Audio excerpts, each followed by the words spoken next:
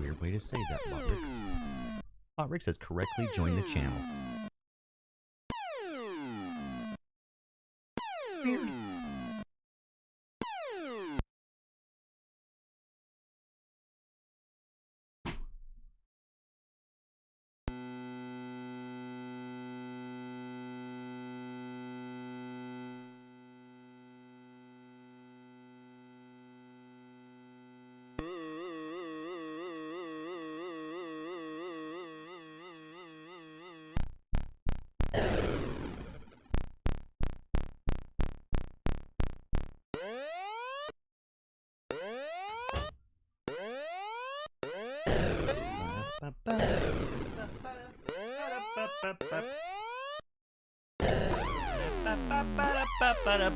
Pew pew pew.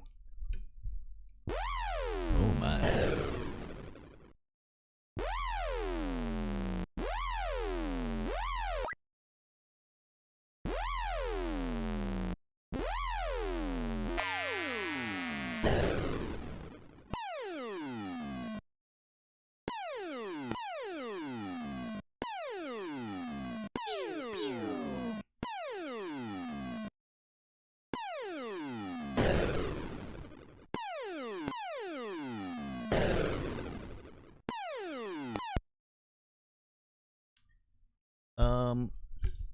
Greetings, Gorflings.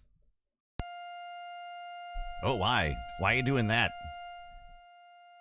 Too much. Oh.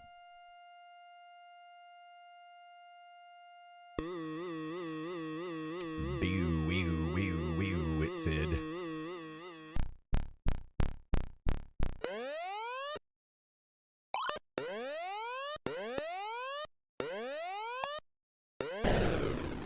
Text message.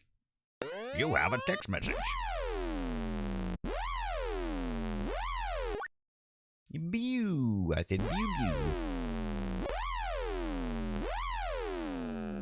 It's Sunday night and we got some bad weather. But that's okay. Because we still got each other. And power. Power, don't forget power. And internet.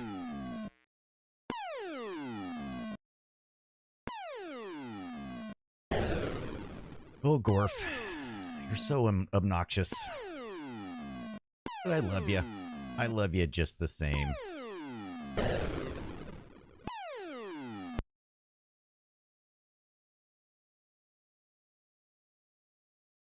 GORF is one of the first games I had on the Commodore 64. And the Victor. Why are you doing the noises again?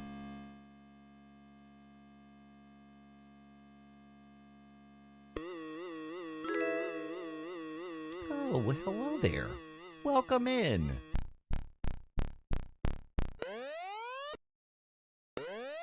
Bing.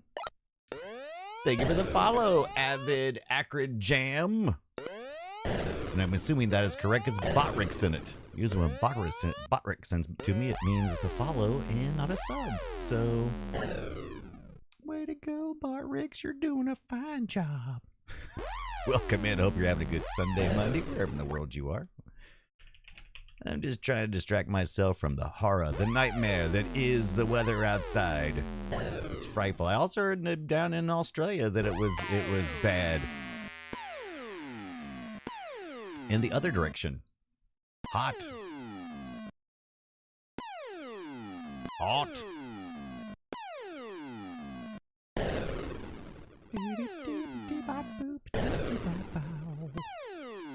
Over on the YouTube, I'm assuming. Getting everything set up. Almost ready to go. Almost ready to go.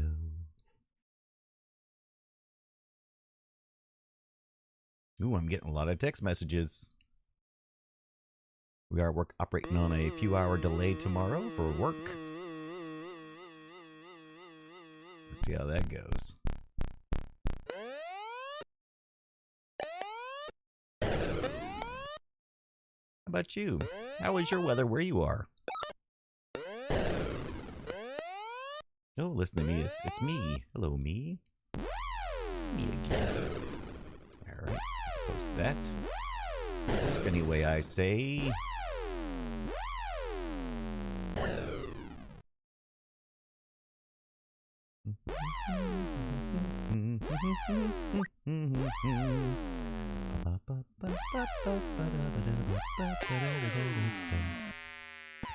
Ooh, it sounds like it's dying. Who killed GORF? Who killed the GORF?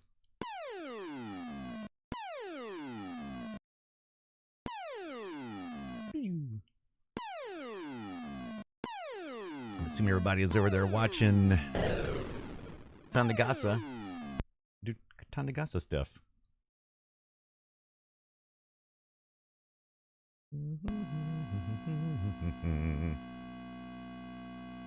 Interesting. The internet just got super slow. Hope that's not a bad sign for me.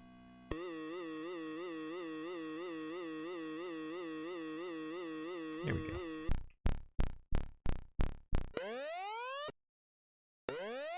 One minute. 1 minute left.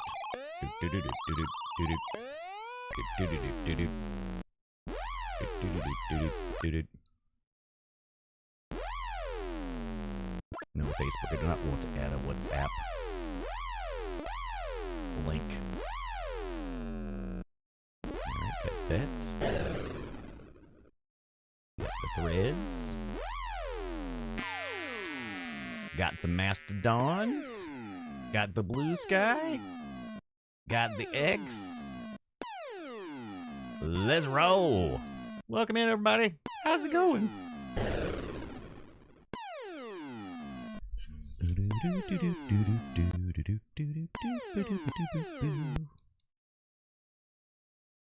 See here, looks good there.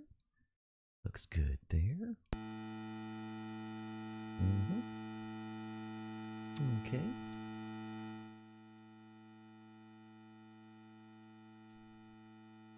All right, that's it. Let's go. Let's roll. I think it's time to roll.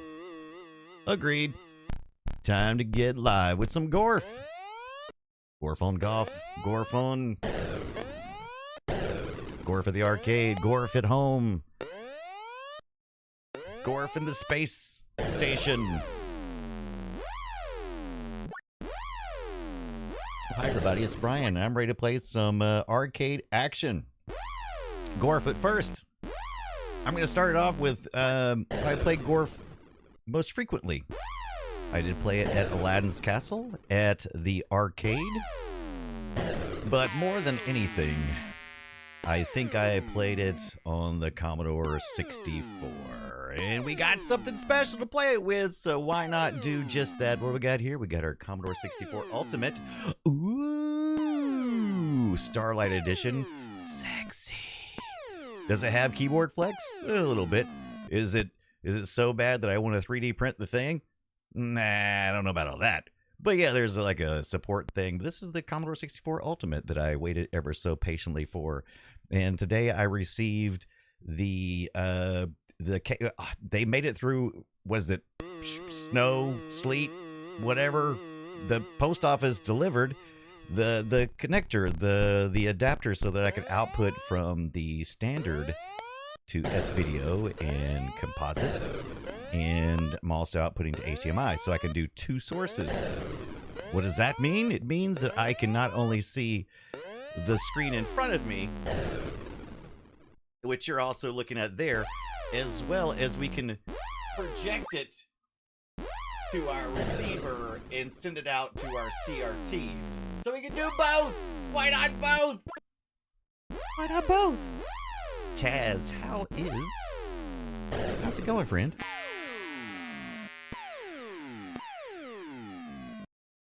Happy Sunday. Hopefully Taz says, happy Sunday. Oh, hi. Hopefully you are doing well with all the weather. I am. It snowed close to a foot here in St. Louis. Taz, we did not get near that. I did get some icy, sleety stuff. We did get a little bit of snow mixed in. A little, what is it?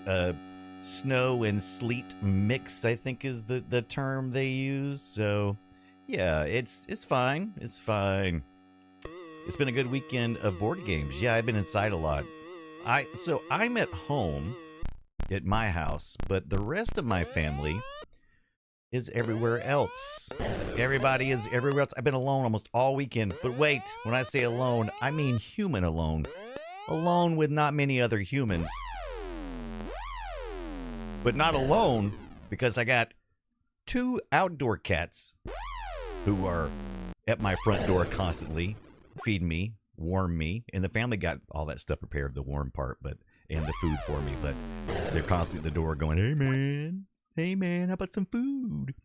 And then we got the dog who lives inside, who wants to go outside. Then we got the dog outside who wants to come inside. And then we got the cat with hyperodysplasia, whatever that thing is, or drunken cat syndrome, where he wobbles around, and then he likes to sleep on like a chair in the kitchen, and so he jumps off it, and it scares the bejesus out of me.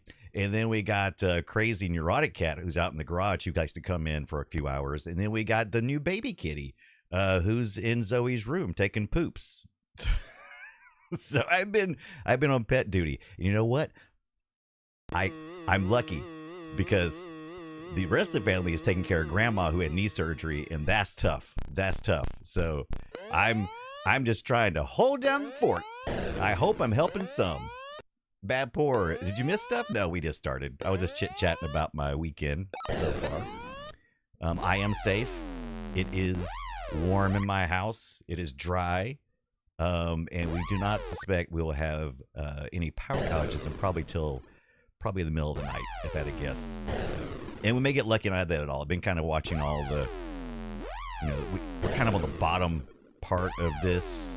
So we're kind of like on the edge. Hey, Ben, what's up? I played the OG GORF arcade machine in Pixel Bunker. Ooh, Milton Keynes, UK, just a few weeks ago. Oh, really? It's a fun machine, if somewhat dated and difficult. I played it at Aladdin's Castle a lot. Tess, let's talk about Animal House. That's right. The CRTs do provide some heat. So, Taz, I did see a time to play some retro games is getting in no pants. But, yeah, the CRTs do keep me warm at night. It's like the greatest hits of the arcade game. That's exactly what GORF is. Good observation, 8-bit SNK boy. It's like a greatest hits of the arcade. Yeah, so Astro Battle's down there. So we got a little bit... It's a little bit rock and roll. So Astro Battle's down there. It's kind of like Space Invaders, right? Laser Attack is was it Galaxian? And then or Galaga. I forget. And then the next one at the arcade is Galaxians. They took that one out. Then you got this Space Warp kind of thing. And then you have this final Star Trek kind of thing. So it was kind of smart because most, space shooters, single screen space shooters of the time were just you doing more of the same every time, doing more and more maps over and over again. This was kind of unique, even if it did steal a lot of stuff from other people. Frog spelled backwards. What did you want? It's yeah, but you're right. So SNK says that it's it's like a greatest hits of the arcade game. It has the Space Invaders and the Galaxian clone as a couple of featured levels, which was removed from the home ports, which is this Commodore 64 we're looking at right now. Bad Poor says there's like a foot or so of snow and ooh, Schenectady. Ooh, nice. Yeah, we don't have nothing like that. We got like a dusting. Tess has never played GORF. Looking forward. Very good. Let's do it right now. Actually, there. Hey, look, there's Chuck. Automaton says, had anyone driven out there in the Atlanta area?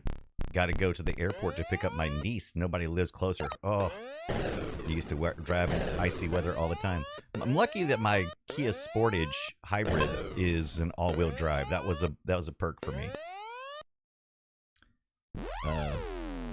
Sandbark says, new GORF pants merch coming soon. GORF pants. All right, let's roll this baby. Let's roll the dice. All right, we're starting out as Space Cadet. All right, there's a couple things you need to know about this. A little bit different than Space Invaders, which had little like blocks of shield. This one's got a shield that you have to put down to shoot, right? As well as you can choose to shoot like this, right? You can shoot a whole bunch of times, but every time you shoot again, the bullet that left disappears. There's a GORF at the top. That's what GORF looks like here in this game. As you shoot, they do get faster. Not as fast as Space Invaders. Oh, it just got zapped. But still. Boom, boom, boom, boom. Oh, I got it again. Ah. Oh, it's getting tight now. Oh my gosh. You go on this one side and you're dead. Here we go. Got him, got him, got him. Oh, boom. I'm still a Space Cadet. I'm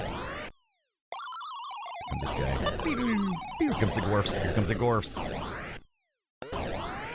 Once you release that bottom piece, all the rest of them just keep coming at you. All right, so this part is one of the easiest and the trickiest. Because see, if you get like up here, if you can get like right up here in the middle here, you can really go to town. But you gotta watch out for the things coming at you. All right, so this is the Star Trek tie-in thing, right? This is what they wanted to tie into Star Trek: The Motion Picture, which came out. And this is called Flagship. It's not called Enterprise. But basically what you gotta do is you gotta hit that core, right? I think you can also, in some of them, you can like actually hit the nose, and if you hit it enough times, it'll explode. But you're like going, hey, this is easy, Brian. At the arcade, it was not. But here on the Commodore 64, not too bad. VIC-20 had a version that was very similar. A lot of 8-bit computers had this as well. The Atari 8-bit computers. ColecoVision. Okay, now we've kind of chunked it open here. Now we just got to get in there and get the meat. Oh, how did I not get the meat? There's the meat. By the way, flashing lights. I should have warned you. Flashing lights. Gotcha, you stupid GORF. Now you notice I am now a space captain. Oh, and that's how the arcade worked, too. You slowly move your way up through, I think, is it 8 levels?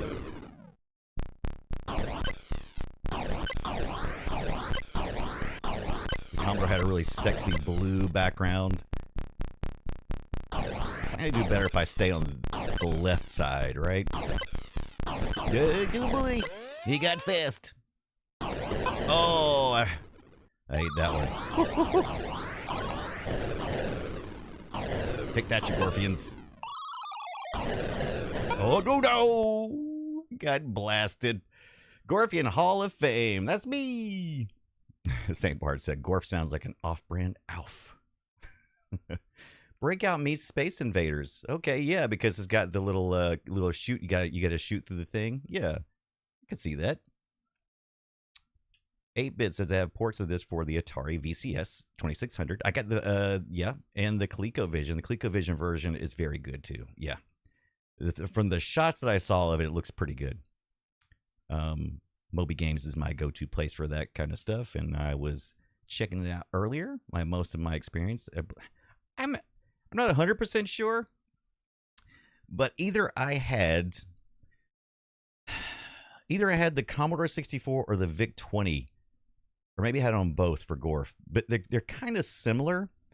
And if you just arriving, here's what we're playing this on. We're playing this on the Commodore 64 Ultimate, right? Starlight Edition. Oh, touchy. Oh, and we're using this. Yeah, we're using this because we grabbed this off our Atari 2600, which is era appropriate. You'd have you plug that right in, right? Yeah, why not? Plug that right into your Commodore 64, your VIC-20. Because all you need for this game is a stick and a button.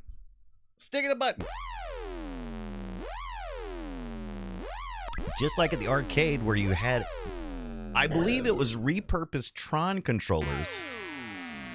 You remember the Tron controller? We'll look at that in a little bit.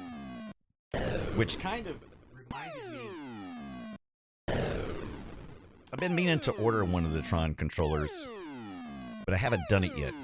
But a few weeks back, maybe a month ago or so, we played some Star Wars, and I felt like this Flight Stick Pro really gave me a Star Wars vibe, right? And this is an original. This is a original release. They eventually made like adapter kits and stuff, and they released this. CH released this with USB and stuff, but I have an adapter called a Super Joybox 7. And it allows you to convert stuff. However, I'm not sure, and we may get into this later, I'm not sure, but I was testing it in Windows and on the Mr. FPGA.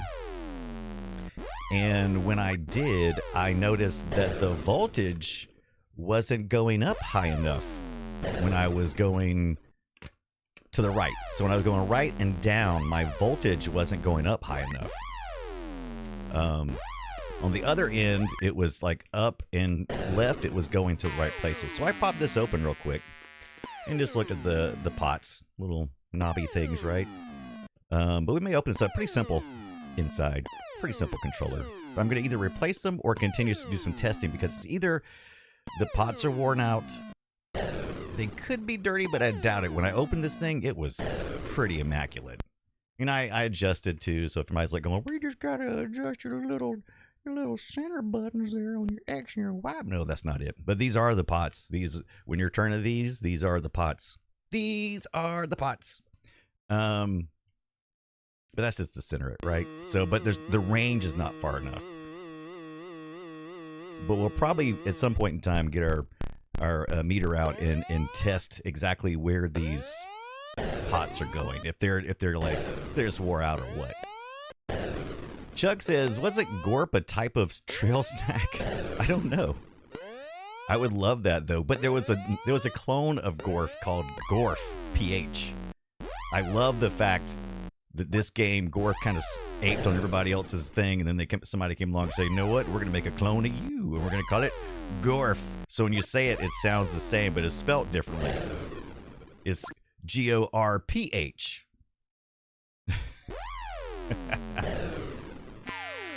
Right, Sandbar. So that's kind of how this stuff determined your input. And the reason why I chose this one is because this one's a floppy one. If you don't remember the Tron controller that you would have at the arcade, but it was very loosey-goosey. All the other flight sticks I have are very stiffy-wiffy. But yeah, the voltage is what determined. You know, like when you do this and you do this, there's a little pot in there that goes burp, burp, turns back and forth. You know what a pot is? It's like this. It's like a little knob. It looks like it's a knob, and it's got a little that rubs across a thing. But anyway, it's a knob, and it can get dirty. But these things are all sealed really well, and I don't think it would have. I mean, I opened up. Didn't like it had any moisture or anything in there. It looked like it was pristine, beautiful. It felt oily, but not like overly oily. Like it retained its original. It didn't feel like it was dried out or nothing like that. Yeah, Sandbar 20, Commodore 64, and the VIC 20 were my two go-to things. So that's been your tech moment. But when we get to the arcade, I would like to play. And I'll probably break out this stick. So I got on the stick. It's a little stiffer. And let me tell you, playing GORF with a stiff stick ain't easy. You need it to be loosey-goosey. And what I have here is another controller that I purchased whenever we were looking at one of the Star Wars games recently. And this is a flight controller system, Mark II FCS. Oh, also another beautiful controller. And I popped, this also has an issue. This has the up on the thumbstick, right, is not functional. So I got to get in there and fix that too. But this shouldn't be as hard, I hope. And just a couple of screws here. And when I open this thing up, you'll see, man, it's like, oh, that's some old arcane stuff right there. But it's stiff. It's very stiff. And the arcade version of the Mister requires you to really go all the way over and all the way back. Ender Panda, what's up? Well, as I live and breathe this bright Dunaway on a Sunday afternoon. Chuck says you could call the episode The World According to Gorp. World According to Gorpy. Oh, by the way, this is also the adapter I have. If you're looking for one, this is one that does the magic here. This is what's called it's upside down. Super Joy Box 7 USB game port adapter. So if you have an old original one, you'll notice there's a switch there that says SWP or PWS. P is for pad, like a game pad. W is for like a wheel. And S is for like a joystick. Pads are usually digital and not analog in nature. Wheels usually operate in a split controller fashion, meaning that it's only got one axis here, but then you have typically pedals that work the other axis. So it's almost like having a split controller, which they did with some of these controllers as well. You could actually have two controllers, one that would run to XY, and then like it would almost act like together. I do the classes independent. And just they should be sipping on a mint julep while I hide from the snow. But I'm too far in the northern territories these days. Yeah. Mint julep. Delicioso. All right. I think I'm pretty much kicking this game's ass. So let's head over to the arcade version and see what that's all about. So we're gonna fire up our Mr. FPGA for a little action over here. Did I move everything back over? I think I did. I think I did. All right, Commodore. You just hold your horses. You just sit back there and play your GORF. You just play your GORFing. All right, device here is set to S for stick. Stick. And let's see here. Let's get our bezel on. Yeah, look at that. We got a little space rank. Boy, I know so much about space rank. Woo. You've been caught up in a spaceship for months at a time. It's a real space rank going on. Avian, what's up, my friend? How's it going? How is your Sunday Monday going? Well, the rest of the family is gone right now, taking good care of Granny, and I'm at home taking good care of the animals. Just keeping the house, just in case, keeping the house at a level that hopefully will, if Grandma has to come over here, we want to be able to have a nice, clean experience. Oh no! I dropped my keyboard. Now we are heading on the arcade, but I'm not going to totally leave behind my Commodore 64 action, right? Because I've got my 8-bit do Commodore 64 themed keyboard that I like to use because it allows me to do Bluetooth or 2.4 megahertz processor. No, that's not even close, Brian. What is that? 2.4? Is it? It's megahertz, right? The little adapter thing.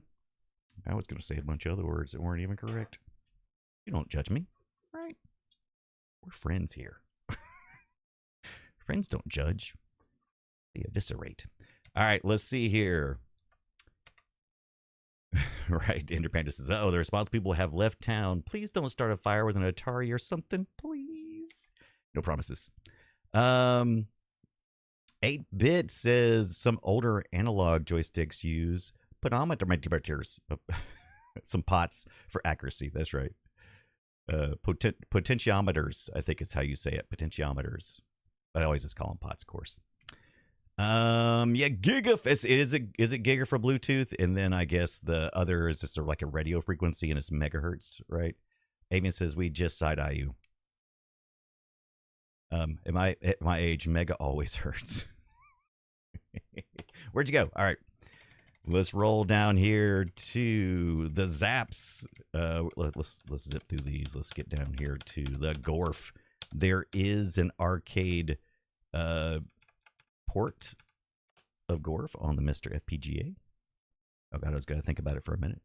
It's like, let me see what you got here. Let me see what you're cooking with before I lock in that. There we go. There we go. Yeah. Oh, insert coin. The evil Gorfian robot empire has attacked your. It's attacked. Your assignment is to repel the invasion and launch a counterattack. You will engage various hostile spacecraft as you journey toward a dramatic confrontation with the enemy flagship. Joke says, thanks. I came late to dad humor. But I'm trying to catch up. You can do it. I believe in you. Oh, listen to this. It sounds like we just got... Do we have a mono channel on this thing? That can't be right. Is it only giving me mono? I mean, that's possible. We can fix that. You can't stop me. Oh, there it goes. Oh, weird. So is it just that one stage was mono? That is fascinating. It's like our dupe switches. We are working an upright cabinet. You could do a cocktail cabinet. Oh, weird. It's not changing. Maybe it doesn't do it in the little introduction part. All right. Upright service speech is on because you want the speech. If you're doing this, if you're emulating this in MAME, it's a little more difficult because this the arcade version does have a speech synthesis. And in order to do that, typically in a MAME type environment, you will need audio samples, which you'll have to download separately and put into a folder.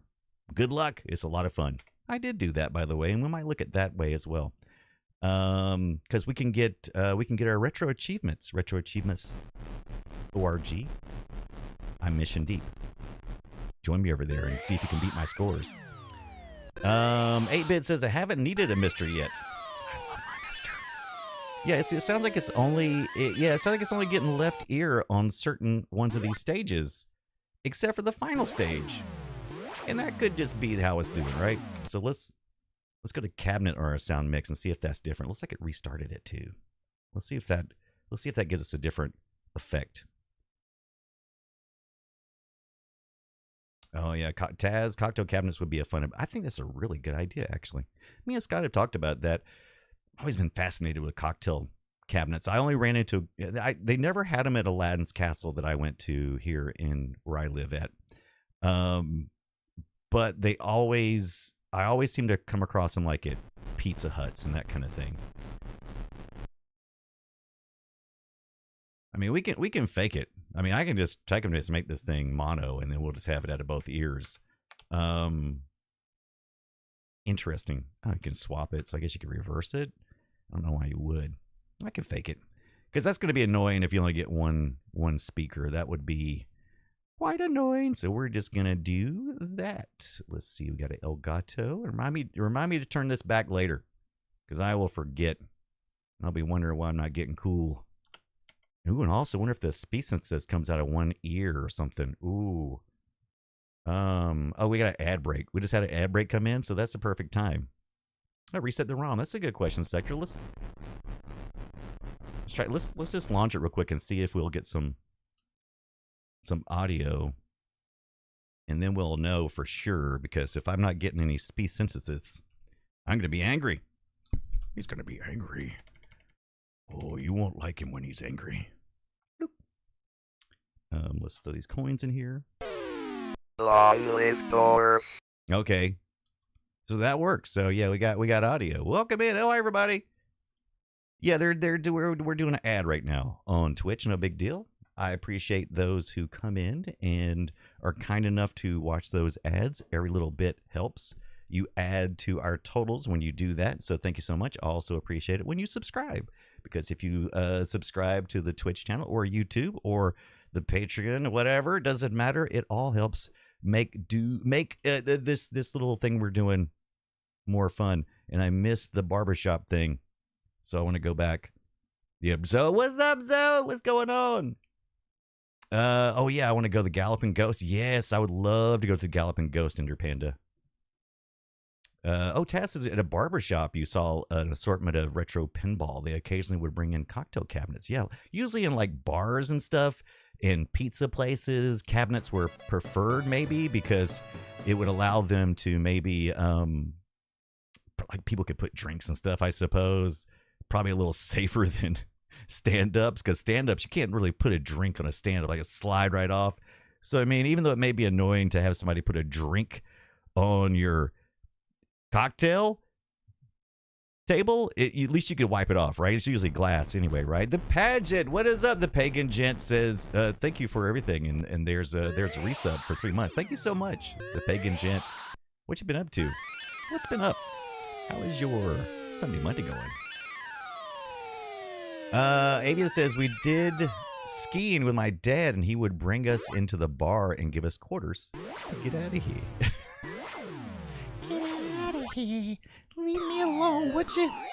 Would you? Thanks, man. By the way, those who are just tuning in, we've already showed this a couple times. We'll show it again because I'm always so proud of my Commodore 64 Ultimate, which I picked up this past year and arrived just mere days before Christmas 2025. And I'd like to thank all those guys who made that happen, including Parafractic, that YouTube star who got all this started. And I didn't do it by himself, but man, he let it burn, man. He made it. He kept pushing, right? So thank you so much for that. Enderpanda says, why you just order it? Yeah, you just order a picture of everyone. Drink straight out of that. No glass ring. Oh, yeah, it's like Tron. It's like Tron. We had a lot of Tron action talk today. All right, so we got this. All right, so we got our I'm gonna put my keyboard down because this is a two-handed job because this stick is stiff, which is perfect for a lot of flight games.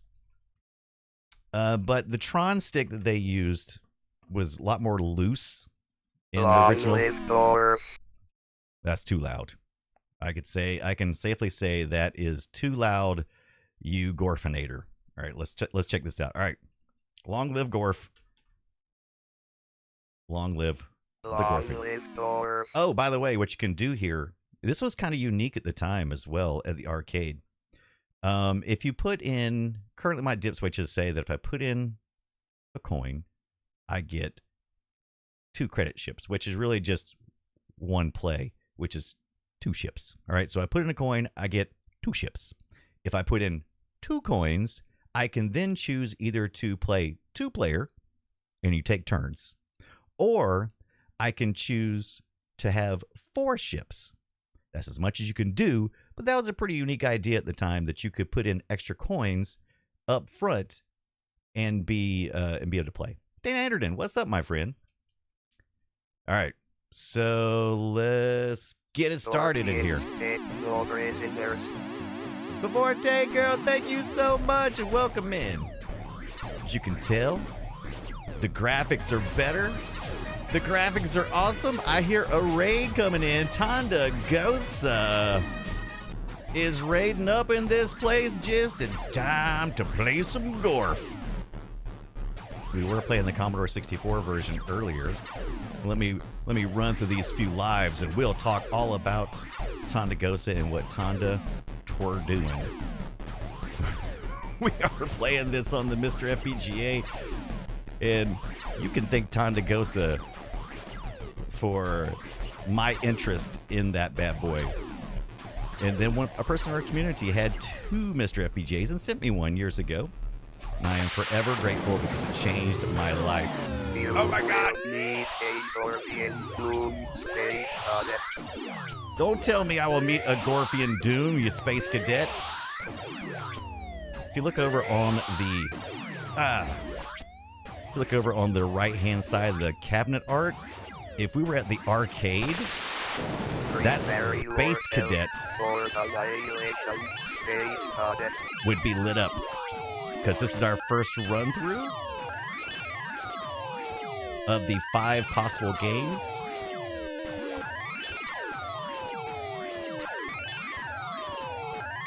Oh, whoa! And as you clear a full round, you do increase and the shut up, you big Gorfian. If you make it through, you get an upgrade, right? It gets a little harder. Oh boy! Stupid Galaxian. And yes, there was already a game called Galaxian. Oh boy, oh, I thought I made it through. A galactic defender, you are space audit. Oh, come on. One more. Yeah, there we go. All right. Robot warriors, State mission 4. Can destroy a space audit. Nah. Nah. I'm shooting too fast. That's another problem with this game. Yeah. You can shoot. Come on, you stupid Gorfian. You can shoot yourself into death by going too fast because you'll stop the bullet from going any further. Yeah, we gotta get to the ship. Oh, come on. Too bad, space audit. I am a Dorfian Empire. And as you can see, the high scores. We made it to the 4 ships high score. And the reason why is because we put extra coins in. They wanted to separate. I thought that high score thing was really kind of cool when I saw that. Because it separates those who put in 2 coins to start, or whatever it costs to get 2 ships worth of credits, opposed to someone who just dropped the single coin. So there you go. Welcome in. Oh, there's Atari Beer Pong as well. Welcome in. Hi, I'm Brian Dunaway, and we're playing GORF today. Thank you so much, Tondagosa, for that raid. Tondagosa is a good friend, and I can't wait to see him in the upcoming months when we head over to Utah for some nerd-tacular action. And I look forward to playing some more pinball with Tonda and just hanging out and talking about stupid controllers. Didn't you show me the NegCon last time we were together? Yeah. Separates the cheaters from the sweaty ones. Says Tonda. Ender Panda says I had a blind roommate for a while. I'm very familiar with his voice. What was that? I missed something? I love that. Yeah, this game, Sandbar, this game really talks some trash. Nerdtacular! Jammy Whammy's here too!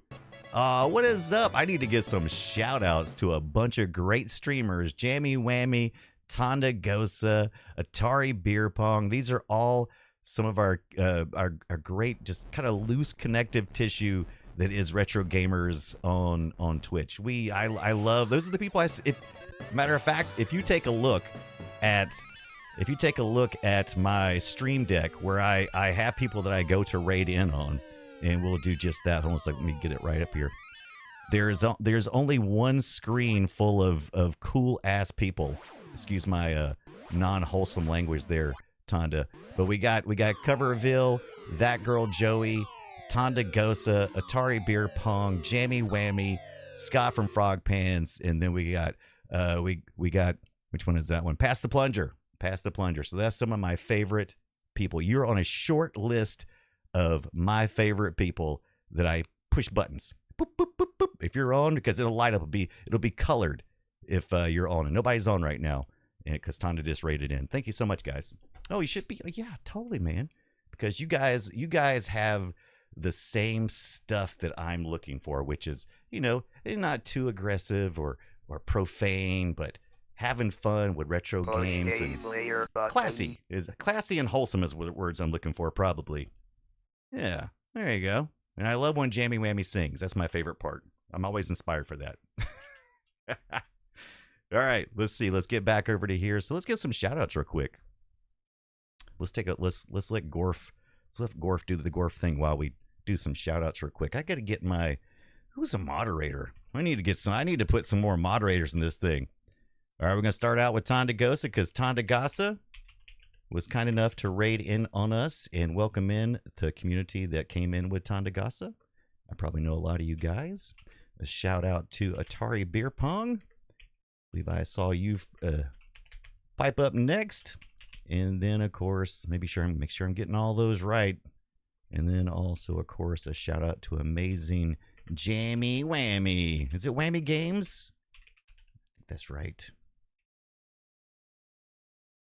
We'll give a shout out again in just a little bit. It's a little more, individualized. Well, I don't ride along the beaches with puppies and stuff, but I do have a really cool Atari. I have an Atari controller. Is what I was trying to maybe say, but I have a Commodore 64 Ultimate right here. And we were just playing this a few minutes ago, and it is what is playing behind me. If you look behind me, it is playing on our CRTs because I finally got the controller thing. The little adapter allows me to do that. Woo, GORF! Yeah, GORF! I saw you sneak in there earlier there before Tank Girl. Thank you so much. Thank you so much before Tank Girl for that resub.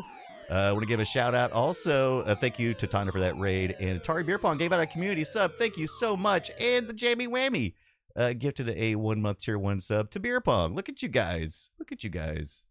So nice. Now you guys don't have to watch ads. You can just enjoy hanging out. Speaking of hanging out, we're playing this with this joystick right here because I don't have the Tron adapter. I want to get the Tron controller. Have you guys seen the Tron controller? I'm trying to remember who sells it. Thundersticks, I believe. And it is awesome. But let's play another round of GORF real quick, and then we'll pop over and look at Thundersticks. That's a beaut, eh? Yeah, this is a Mark II FCS. Look at that old box, man. I love it. It's so chunky. Oh, Atari Beer Pong. I don't think you saw it, but I asked. I was like, hey, Atari Beer Pong, what controller is that you were using the other night? You had a nice flight stick you were using, and I couldn't quite tell what it was, but it looked sexy.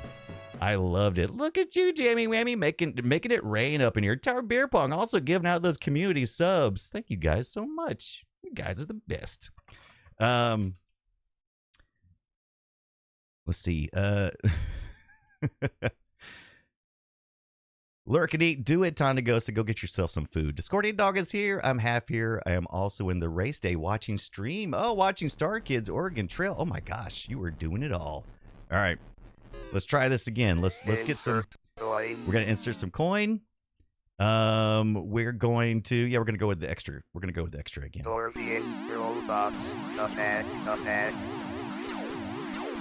love how it looks like it's elastic when those GORF are dropping.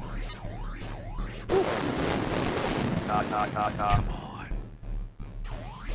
Tonda, when you get back, let us know what you had to eat. You're always eating something good.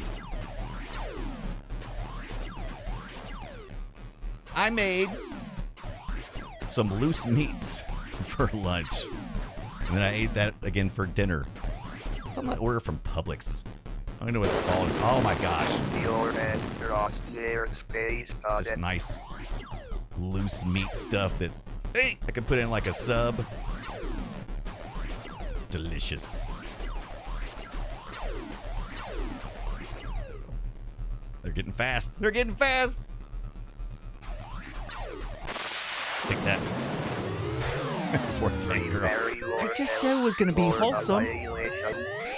Oh, I took it right to the face. Luke's me sandwiches like Roseanne. Is that something she used to do? That was something she talked about? I've always heard the term. Oh, wow. I got so lucky there. I don't think I... There we go. What are you doing out there, you GORF?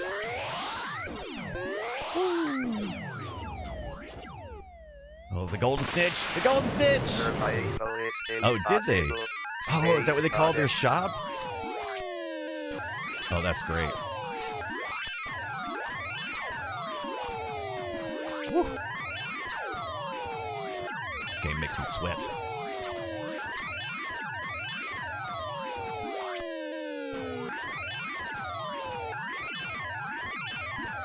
Oh, Space try again. Boo! Don't you love the GORF speech? It's amazing.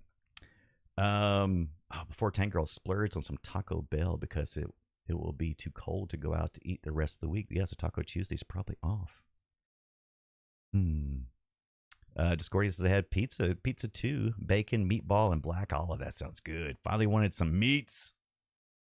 Cold Cash says the Langford Lunchbox. I think it was called the Useless Things I Remember. Is that what it was called?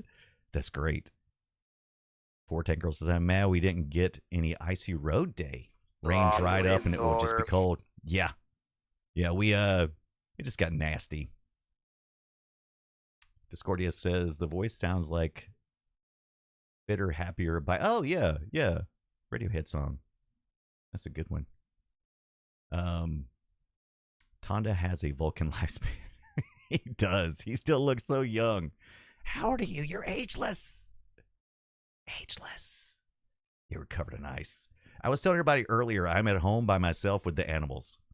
Everybody else is at Granny's because she had operation on her knee, had a full knee replacement, and they've been kind enough to go there and make sure that she's well taken care of, because it's hard. It's a long recovery on that, and you can't do much. And so all the rest of the family is there, and so they left me here with all the animals. So I'm hanging out with 2 front outdoor cats, 1 cat in the garage, 1 in Zoe's room, who is a kitten that doesn't get along with the cat with the dysplasia problem, which is a drunken cat syndrome. He lives in the kitchen for the most part because he can't wait to eat again, and scares the bejesus out of him every time he jumps off a stool because he has no motor skills. So he just crashes to the floor and scares the crap out of me. And then I got backyard dog, and then I got indoor dog, and that's it. Just those. I know. Before Tank Girl. Oh, poor kitty. Oh, yeah, poor Mowgli, because he walks like Mowgli from the Jungle Book. You know how he does a little elephant march thing he does. So he kind of walks like that. And don't feel. I don't want to hear anybody feel sorry for Mowgli, the drunken cat syndrome cat. I don't want to hear anybody. He is the worst. I'm kidding. He's great, but he's a bit much. Philly Codehound wants to know: are they all inside? They're all within shelters. They're not all inside the house, but they are either in the garage, under the carport, in what do you call those? Cedar shaving beds. They've all got warm spots to go, but 3 of them are inside the house, 2 are out in the garage, and 2, which are not really our cats, but they're outdoor cats that come occasionally, have their own cedar beds. Nah, see? Before Tanko, so they used to follow an account of a cat like that. They're the best. Viral thing or something that can create a lack of oxygen or something. I can't remember exactly. Red Fraggle, what is up, Amy? What is going on? Oh no, why is it glitching? It's not glitching, is it? Okay, good. It might be Twitch. I hope it's I don't hope it's issue before Tanker, but I hope it's issue. I got good stats right now on OBS, but that goes up to Restream. All right, Sam Barb says we're back. Okay, so it could have been Twitch.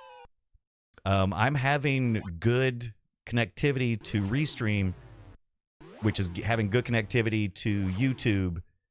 And you are correct. It does say on my Twitch dashboard that is unstable. But YouTube stats look good. All right. Hopefully there may be some things going on with Twitch. If you do have trouble,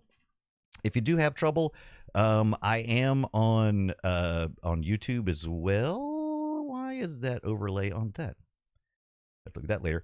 So if you look at youtube.com, The Brian Dunaway, if you lose it here, it looks like the feed is still strong over on YouTube. So I'm using Restream. So if you go to youtube.com, The Brian Dunaway, you should be good there if we lose it. If we lose it over on Twitch. Because it looks like it's just a Twitch thing. It looks just like a Twitch thing. All right. But I think we're back now. I think we're back. Oh, is YouTube goofy too, Philly Codehound? Okay, so maybe it's the whole thing. Sam Barb. Enjoy. Have fun. Oh, yeah, YouTube was schizo? Really? Okay. Like I said, the stats look good on YouTube. But, you know, that's whatever that is. Whatever that is.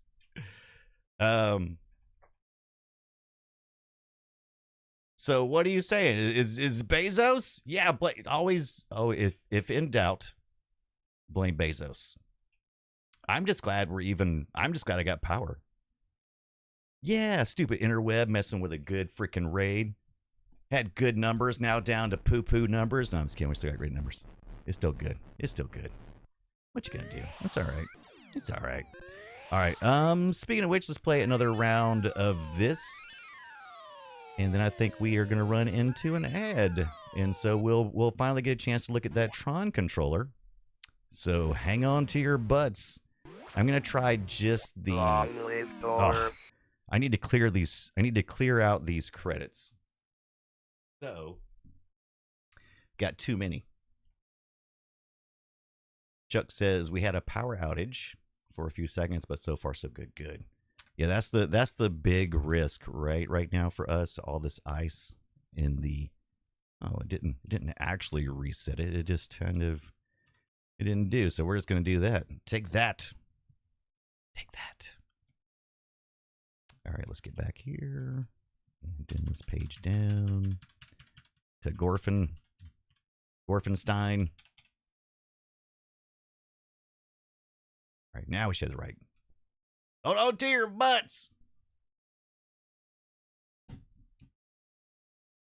we need to get back on that Commodore 64 Gorf again in a minute. Yeah, I know. That's the tough part is the participation trophy. I'm gonna snooze that for just a minute. I'm gonna give us 5 minutes there. All right. Yeah, that rain unfortunately is gonna start freezing up, right, and getting heavy on trees and getting heavy on power lines. Long live GORF. All right, so this is the way you should do it, right? You should just drop a single coin, and then you get one player. So let's get on this board. My Gorfian robots are unbeatable. I love the Gorf base. Boing, boing.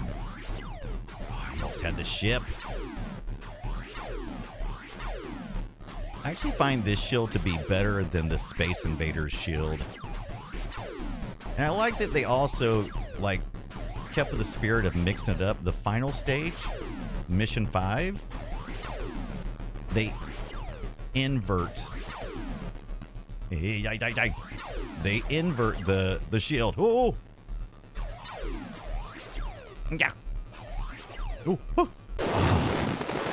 Got me. Enemy ship destroyed. Enemy ship destroyed. Take that. You cannot escape the Gorfian robots. Oh boy. Ah! Oh, all on me. Too bad, Space Cadet. All hail the Supreme Gorfian Empire. All right, so look there. So the 2-ship high score, we only got 1,700. And we had a loser high score because we reset everything. But I love the Gorf come bouncing in. That's the Gorf comes bouncing in. Let's read the story. The evil Gorfian robot empire has attacked. Your assignment is to repel the invasion and launch a counterattack. You will engage various hostile spacecraft as you journey towards a dramatic confrontation with the enemy flagship. So I don't understand this part because it feels like all we're doing is repelling attacks. When did we get into things? Red Fraggle, you had exploding trees. I've heard people saying they had exploding trees. I have never seen an exploding tree. I've never heard anyone say about exploding trees. I want to know, are people being given some hyperbole that the trees are exploding, or are what exactly? Because you know when you get a visual image, you're like, oh, exploding tree. That means the tree exploded like a bomb. Boom. Or is it that the trees split in the middle and then it looks like they've exploded because it splits in the middle, then it breaks. And it kind of like collapses under its own weight. Fortango says, I saw a video of the aftermath. It's hard to catch on camera because it's so random. Right. I mean, trees are full of, they can be full of a lot of moisture. I guess it's according to how wet it has been.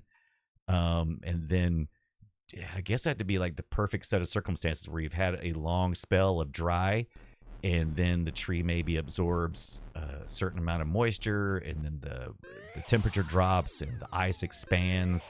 But I still don't think exploding is the proper term. I think the aftermath looks like an explosion, but I feel like it's more like a fracture. And it just kind of like when you see a tree that's like been collapsed, lots of times it'll look like it's been exploded. Chuck says they pop really loudly, but it usually splits the trunk and falls down. That's what I was thinking. It's kind of more like because there's a lot of pressure, right? Bah! Yeah, and lots of stuff falling. Okay, a tree hernia. It's like a soda explodes in your freezer. It doesn't really explode. It more like it fractures the outside, right? Tree fracture, I guess, doesn't sound as exciting as exploding trees.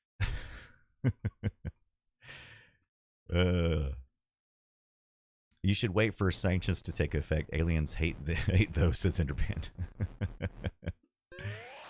All right, let's take a look. Ad starts. It's another 2 minutes. So we got time enough for one more round, and then like I said, I promise we're gonna go look at those Tron controllers that are on Thundersticks, which I've ordered stuff from before.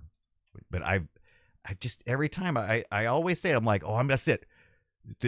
I should have had that Tron stick this past time, and that's it. I'm gonna order one, and I never did. Long live GORF. Really? That's crazy, Chuck. There's a section of Highway 81 about 100-mile long where the entire median had decimated birch trees in the early noughts. Really? Okay. Ender says kind of the same as lightning. Boils the trees from inside. Right. Yeah, real quick. Says it boils the water. Right. Up in Pennsylvania's? All right. Let's give ourselves a little extra boost there. Survivalist. All right, maybe I did. Possible. Space Cadet. Space Cadet. Now, this is something I haven't done in the arcade version, but the audio refers to Space Cadet specifically, but you'll notice on the right-hand side of the bezel that there is an area to light up the different levels, such as Space Cadet, whatever your ranking is. I'm curious if there are sound samples for other levels. Like, do you get, way to go, Space Captain? I don't know, because I've never been that far in this one. I've done more. What a jerk! That was crap! That was crap! That was crap. That was some bull crap right there. All right, so we're at ad break. And if I hope you didn't miss that, that is some bull crap right there. That was some cheating. This game cheats. There wasn't no sense in that. All right, let's head over to Thundersticks. If I remember, let's see if I can remember the right address, but it's Thunderstick Studios is what it is. So Thunderstick Studio, it's Thunderstick Studio is where it's at. And I'm going to give you guys a little peek at this. I ordered stuff from these guys before. This spinner I got for my Atari 2600, not Atari 26, my Atari Fight Stick Pro. Is it Pro? I want to throw a Pro in there. I don't think it's right, though, but whatever. Whatever. All right, here we go. Why did that not show up? Yeah, I see why. All right, let's bring that up. There we go. Limited stock sale. Why would there be a sale on limited stock? Okay, so they got this GRS Akira rotary joystick. They're always trying to sell this to me. I see it all the time. It's pretty cool, but this is what I want right here. Well, there's two things I actually want. So I've been looking at both of these. The Tron stick, right? This is what I want. That GRS Tron stick. Look how sexy that. Get out of it. I got the wheel too. I got this wheel thing. I think we did that when we did Sprint.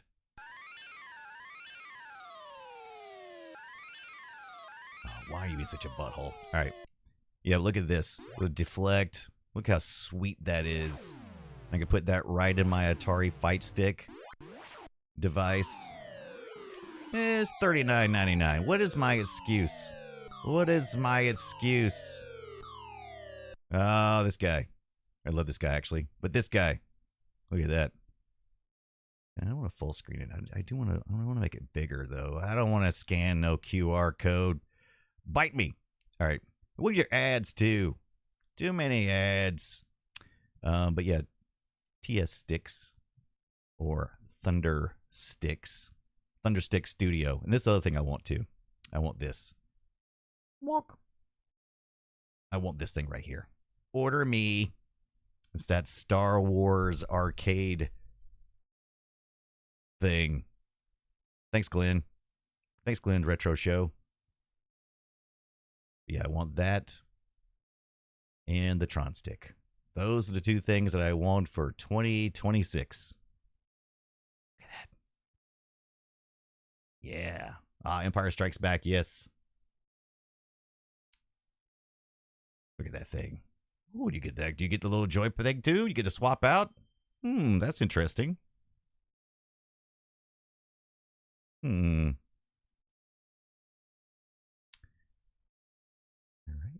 Here we go. Boop, boop, boop. Now we're inceptioning there. Too much stuff. All right. I think we need to hop back to the Commodore 64 version again, just real quick, to take a look at that one again. Oh man. Okay. Yeah, $39. What am I worried about?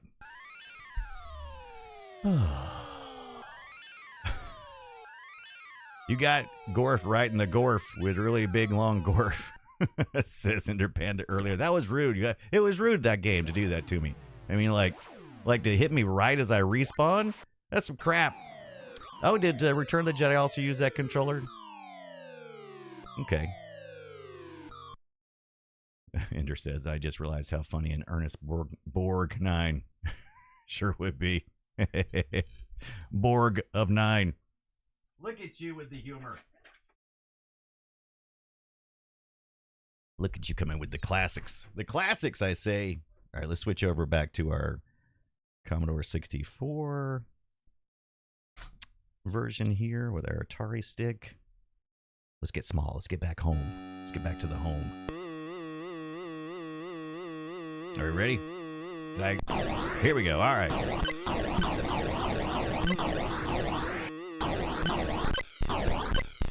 And this is the one that I grew up with. Listen to the sizzle. Listen to that sizzle. Listen to the sizzling. Now, you notice there's no voice synthesis. However, I read that it did have voice synthesis. But you had to have the voice synthesis box. And I'm trying to recall if I have one of those. I think the Commodore 64 and the VIC-20 had it. Boom. Fast there. Whoa, here they come with their little Nerf darts. Take that, you big GORF meatball. And I don't do it very often, but you can fly up to. There's a... Shot him right at the beam hole. Woo, woo. Ah, I ate it.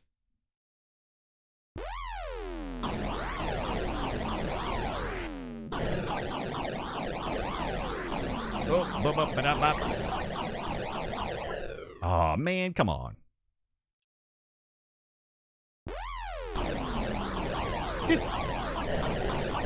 There you go.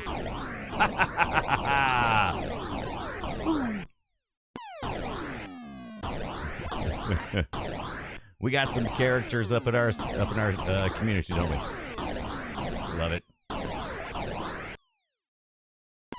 If you didn't know this, probably well-known trivia, this was originally a Star Trek The Motion Picture tie-in. And I was shocked. I was shocked when I looked at my VHSs. And I only saw that I had The Search for Spock on VHS. Which made me very sad. So I got to looking around. I was like, you know what I need? I need a VHS collection of all of the Star Trek videos, especially the motion picture.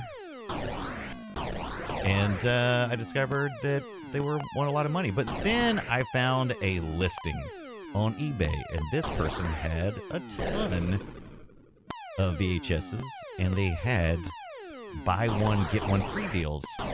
And I was able to get all original series movies on VHS, minus the Search for Spock, which I already had, for $22 shipped. We'll see how the quality is on these when we get them in, but still. I can throw in my VHS player back there. This is GORF, Galactic Operations something potato. Come on. Or a frog spelled backwards. It can be physical media, it can be cheap, but everywhere I was looking for the VHSs, where they were selling them independently, people thought too much of their copies. I'm like, I don't think so. That sizzle.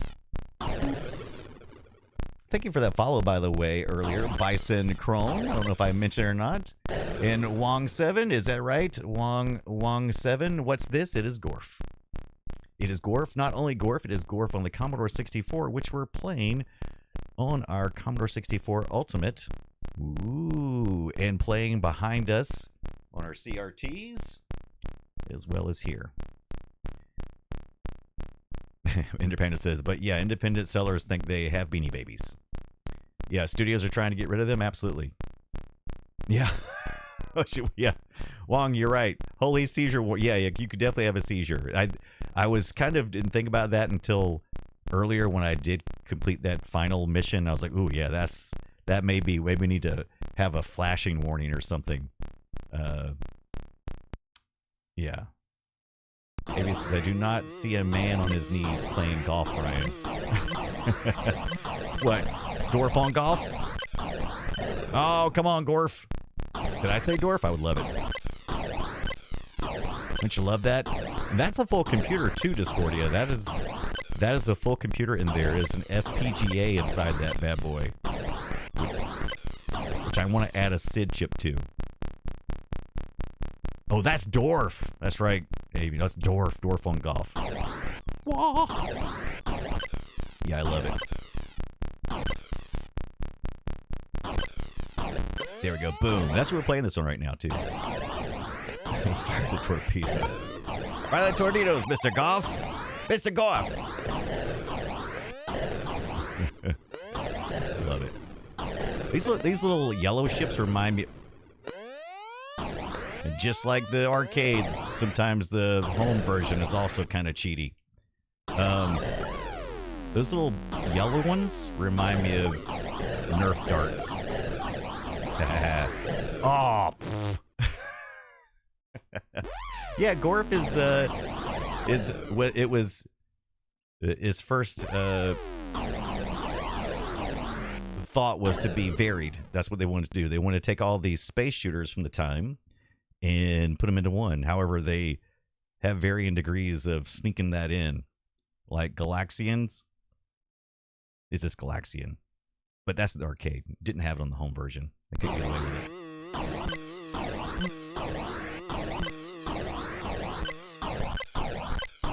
But I played this a lot on my Commodore 64 as well as the Commodore VIC-20. And I placed an order for a VIC-20 cartridge of GORF, and it is on its way, but with everything going on with the weather, I don't know if it'll arrive before the Play Retro show this Wednesday. It would have probably made it if it hadn't been for the weather. And who knows, maybe it will make it. I don't know. That's cheaty. Feel it, go down, go to sleep, man. Get some sleep. Look at this GORF. Look at him riding down on the Nerf dart. Look at him. Oh, woo, that was tight. Tight. Oh, we are still Space Cadet. Oh, did we not make it?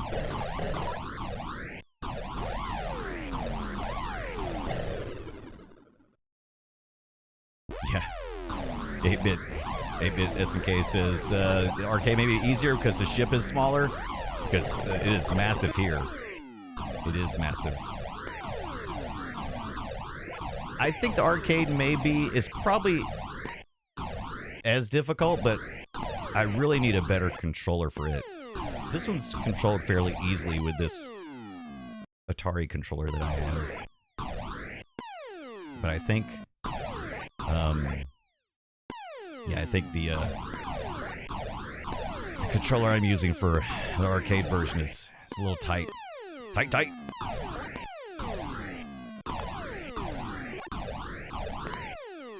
Oh, it's definitely larger.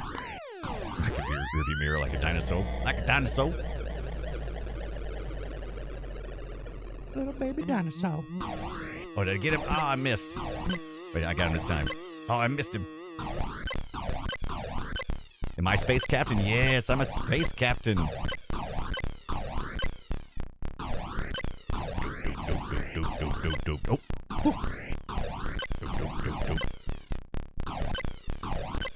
Boy, they really just robbed Space Invaders. I mean, could these aliens look more like Space Invaders?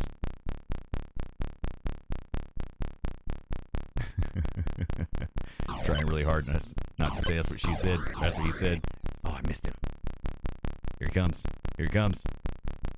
Well, that screen is fast. It just disappears immediately. Oh, no! So much for Captain. Oh!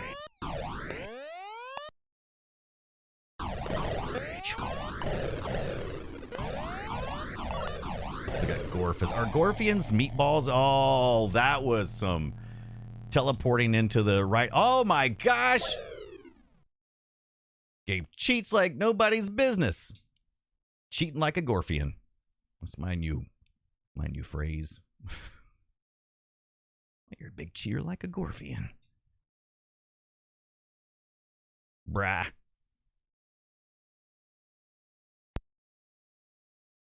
Yeah, gotta get your quarters, man. Gotta get your quarters in there. Oh, you know what I need to do? I was saying this to myself last night.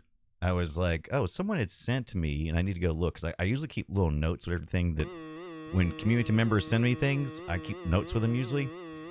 But someone sent me a sack of Aladdin's Castle coins in pristine condition. Not that they're worth anything other than neat. But still. Yeah, with some bull, Gorp. So Gorf. That is so Gorf. All right, so we had Gorf. Gorf was on. Oh, you know what we should do, though? Maybe we have a little more luck with this way of playing it. So, let's see. We have that. But let's bring up the Atari VCS version of this. Now, it's not the original VCS, but it's that modern mini computer that came out with back in 2020, I think Atari did. Little mini PC that can run Windows, and I put Batacera, which is Linux. It's a build Linux. That means things. If you care to know more, let me know. But let's get that out, and we'll look at how. Let's look at how this functions. This is the main version. So we've been looking at the Mr. version of Gorf. Oh, you know what we should do though? But I have some Gorfingtons. Let's see. My collections here. Gorf. So we got a couple of Gorfs here. We got Gorf for the, what is this one?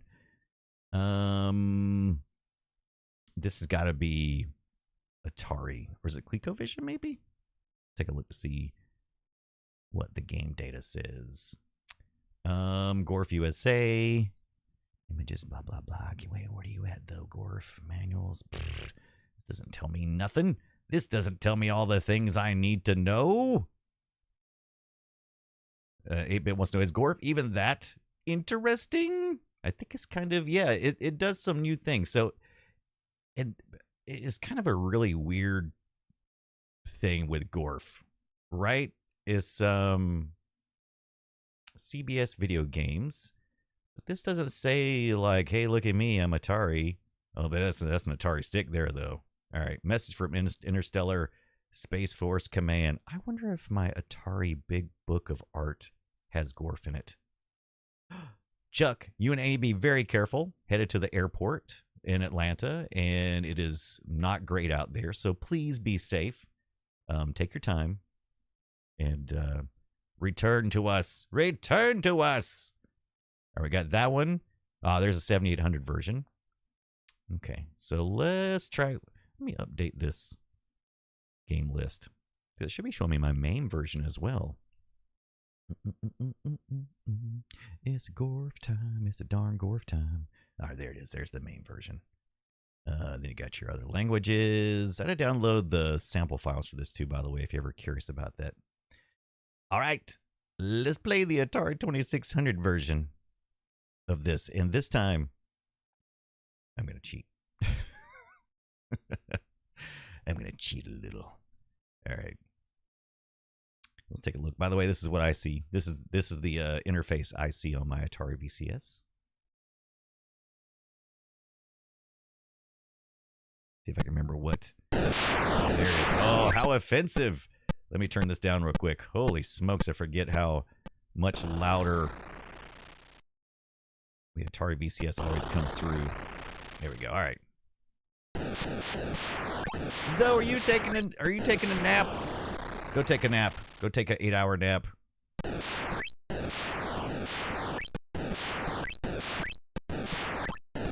Well, I was about to say, why does this look so weird? But I know why it looks weird.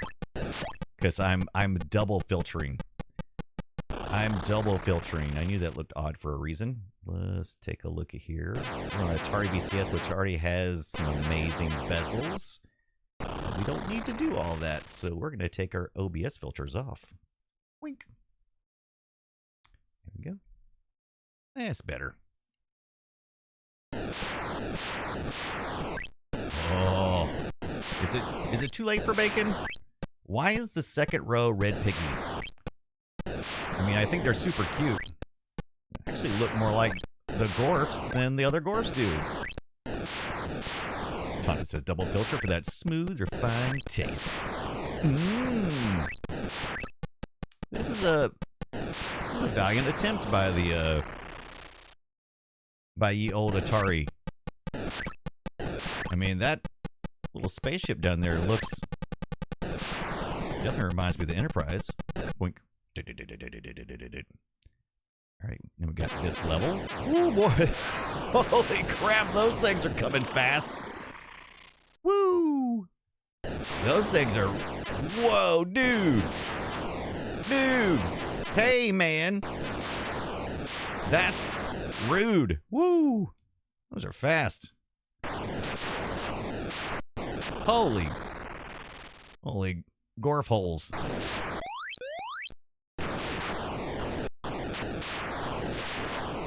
Sheesh. Is that a TIE fighter coming down there?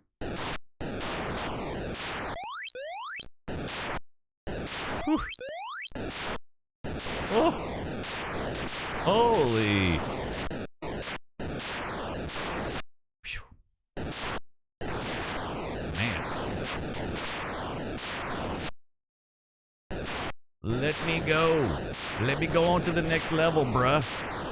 You're too rude. Yee. Come on.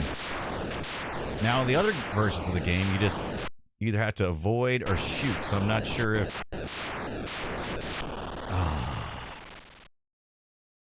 on my last life. Was that it? Bummer. Bummer. Not bad. Not bad. Let's see how they upgraded it for the 7800. Let's take a look at the 7800 version of this. Yeah, it looks a little nicer.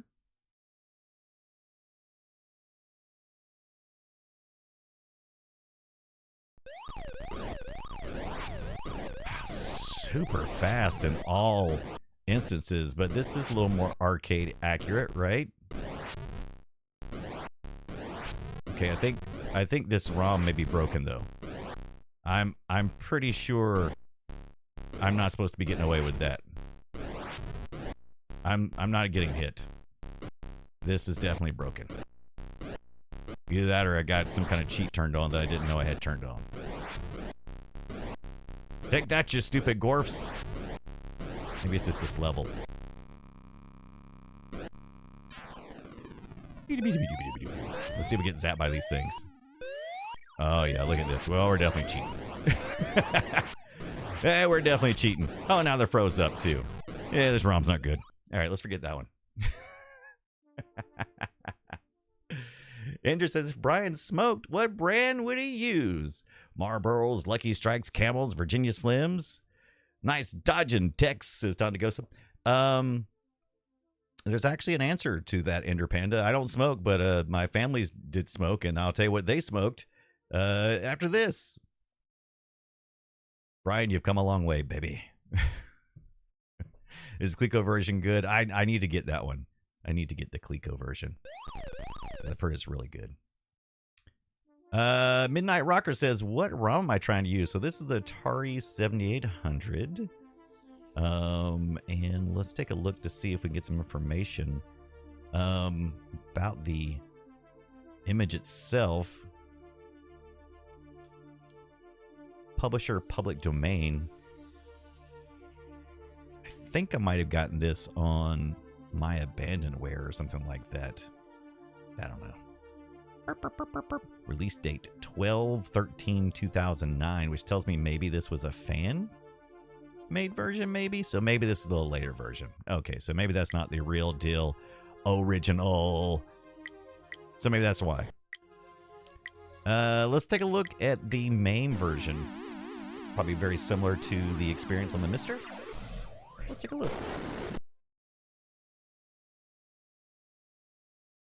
Thomas is like hearing the names of the super old-timey brands.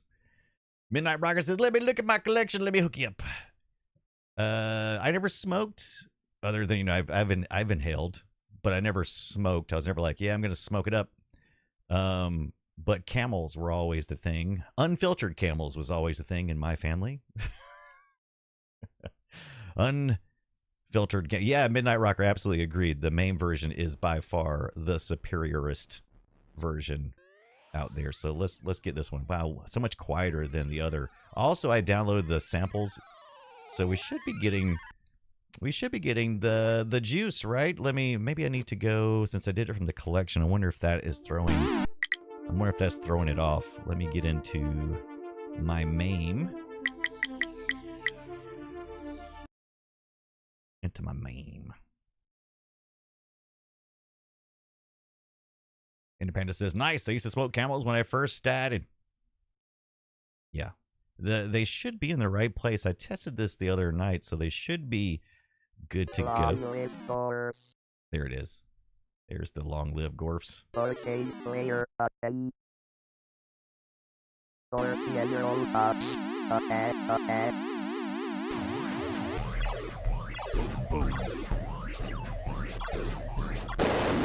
at those blues.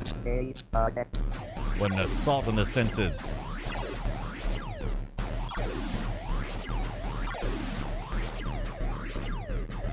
And I read some people say that the blues of this main ROM were a little wonky, that the Mister version seemed to be a little more accurate.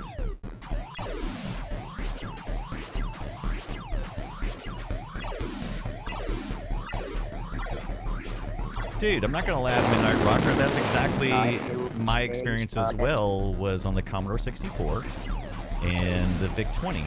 So I had, almost 100% positive I had the cart version of the VIC-20, which I reordered off eBay recently. I was hoping would be here in time for the show, but haven't seen it. Love the explosions. But we have played the Commodore 64 version earlier tonight, and we'll probably do it again. And it's what's actually running behind me right now on the CRTs on the Commodore 64 Ultimate. I finally got the adapter that allows me to output on the composite and the S-Video. which I am now rocking into the Panasonic VCR DVD player. You don't remember it being on the Commodore 64? I think it was a tape or something. There was a cartridge for the VIC-20. I had that one, but it seems like there was, I don't know if it was a tape or if it was a floppy. But yeah, I played it, and who knows? Maybe it was a. Who knows? Maybe I acquired it from someplace. As was the times. Hitler says, "Dude, oh, okay, oh yeah, oh yeah, a guy worked at a smoke shop." Midnight Record says, "I'm going to order this C64 Ultimate once to get my taxes." Yeah, the VIC-20 was a cart. Yeah, that's the one. I ordered one off eBay for like $10 or something. It's supposed to be on its way. 8-Bit says, "I have to work in 6 hours. Time to sleep." 8-Bit SK boy, thank you for hanging out with us tonight. Go get some rest. Have a good sleep. Be safe out there. Have a great week as yourself. Yeah. You cannot escape the Scorpion robots. Yeah, VIC-20 was also my Midnight Rocker first 8-bit computer that I owned. Prior to that, it was an Atari Pong box from Kmart. And it was the VIC-20 with a tape drive eventually. Nothing at first. Then we moved on to the Commodore 64 with a 1541. And then we started getting into some more console stuff. The Sega Master System. And then... Poopies. Shut up. Oh, what a cheater. The Sega Master System, then the Genesis, and then the PlayStation, and so forth. Do you remember the Scott Adams Adventure games? Of course. Yeah. Space Cadet. Absolutely. Yeah, the Scott Adams Adventure games are great. One of my favorite games, I think, on my Commodore 64 was the first time that they married my love for comic books, specifically Marvel, at the time with my Commodore. So those Quest Probe games, that was the Hulk and Spider-Man and all that. I love that stuff. That was great. You can still play the revamped original on the BB site. Okay, I know the ender. Awesome. Insert coin. I think this MAME version with the sample files, I think I prefer the Mr. version, I think.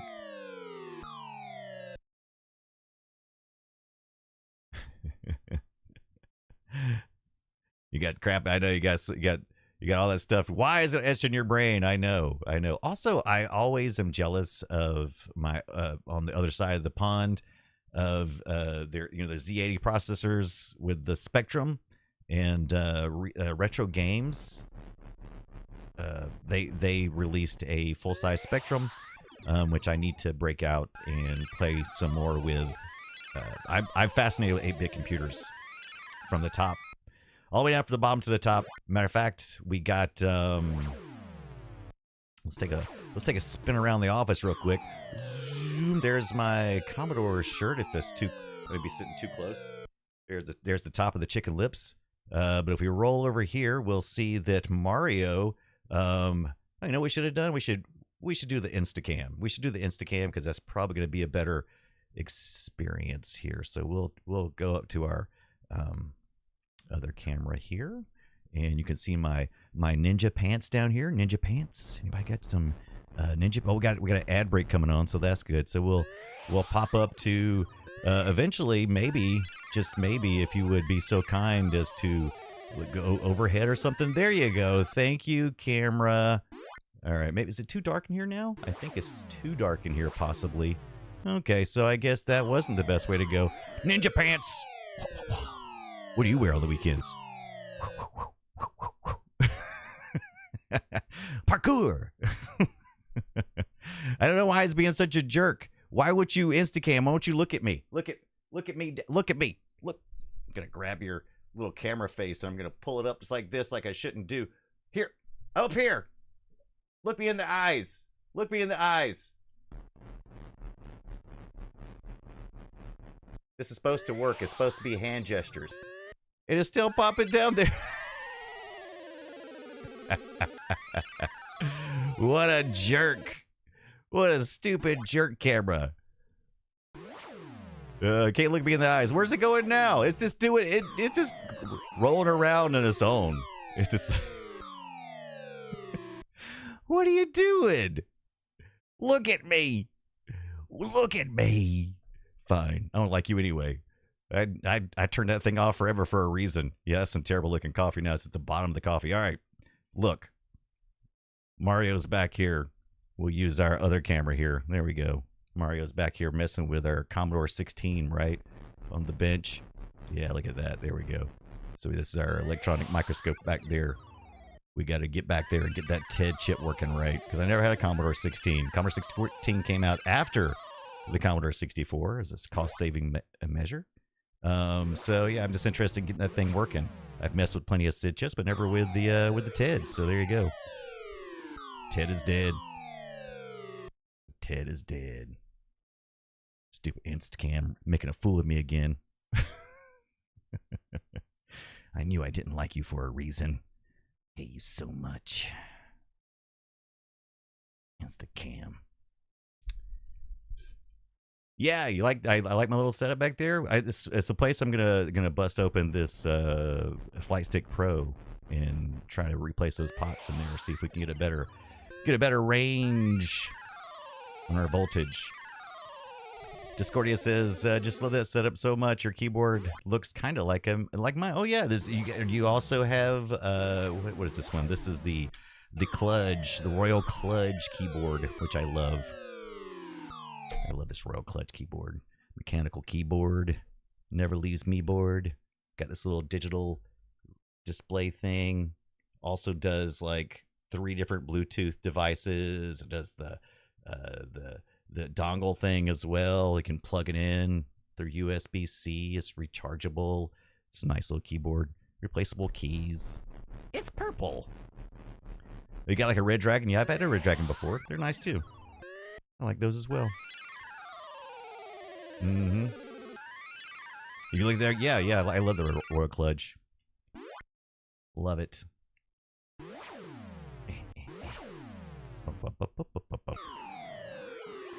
I love how the final ship looks in this one. It looks so good, but I don't understand why it's got a chicken claw at the front of it.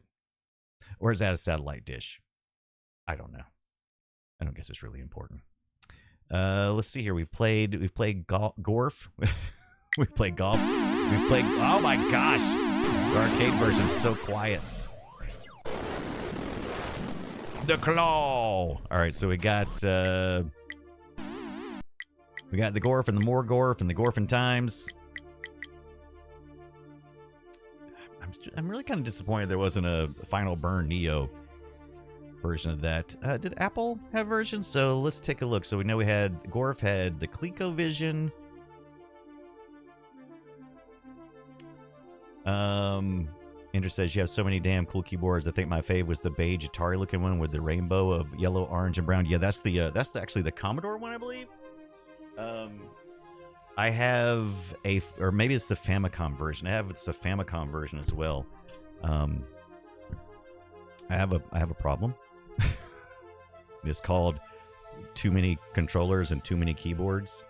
Yeah, this is the Commodore 64 version of the 8-bit do, and it has a really cool. One of my favorite parts about this is getting the add-on little calculator. It works as a standalone calculator, or it works as a numpad. Look at that, get a reflection there on that little rainbow reflection. Nice. Yeah. Score, you need one of these too. Yep. Love it. Love it. Love it. The one thing I always want to work into my presentation One thing I always want to work in my presentation, but just haven't found a way to do it yet because they're not great headphones. But I love these little retro headphones. They're so stupid. They're Bluetooth. I've had them for a while now. But metal band on it. Yeah. So stupid. I love them. Like it's like they're not comfortable. They're terrible. They're terrible. Yeah, me too. I had those as a kid too. Sony Walkman. Really, definitely that Sony Walkman vibe thing going on. Which I loved back in the day, but now I'm like, oh my god, these are so uncomfortable. Yeah. You need to wear those while on roller skates. Don't think I won't. But for the fashion, Brian. The fashion. You gotta have it for the fashion. All right, I want to do something real quick. Let me see. I want to go to the studio mode, and I want to. I want this stupid thing to freaking. I don't understand what this wrong with this stupid thing. I want this Instacam thing to work right. They had an update recently, and I'm just like, your update sucks. Because now it's like, oh, my hand gestures are not on anymore as well.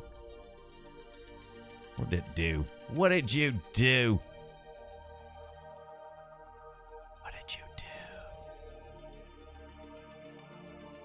Oh, there it is. Okay, so now it's finally moving. All right, let me. All right, at least I can control it that way. All right. At least that's something. At least that's something.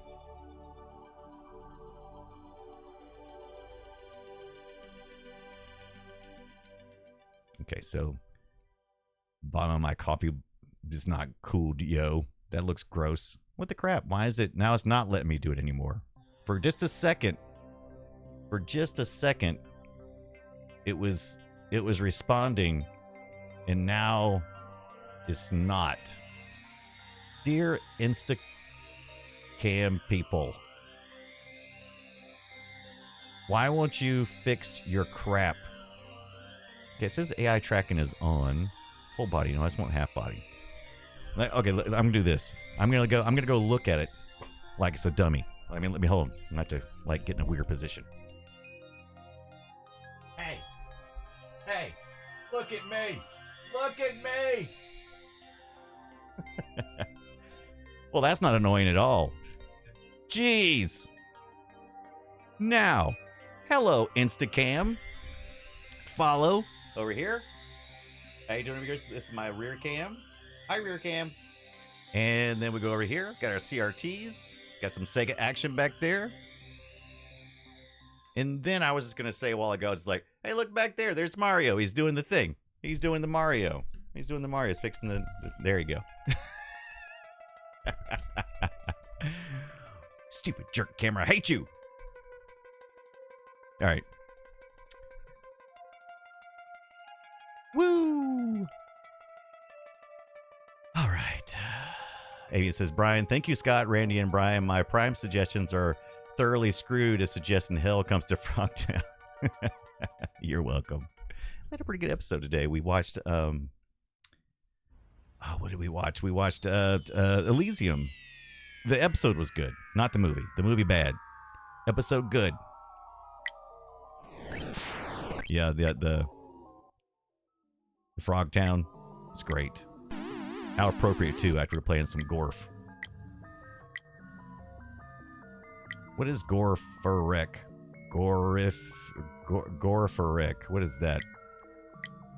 Okay, that's all the GORF I got. I need a ColecoVision version of GORF. I'm going to take a look real quick to see if I see one laying around.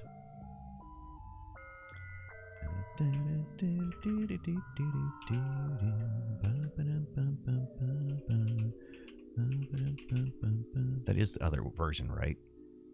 ColecoVision.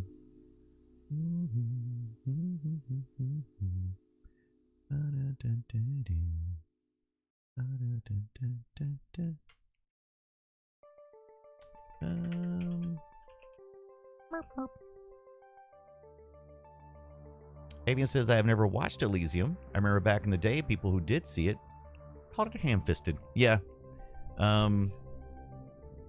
Yeah. I could see that.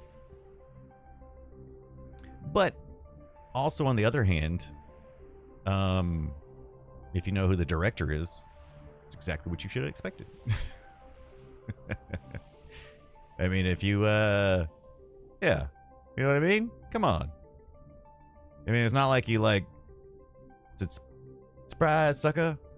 I made something totally different than the rest of my movies. No, he went, hey, you like the kind of movies I make?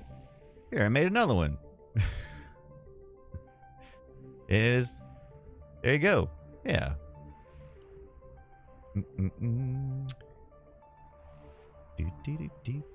GORF, Commodore. Man. Jeez. Anybody, let me see. Here's a ColecoVision. Oh, here's 2sec. 2sec.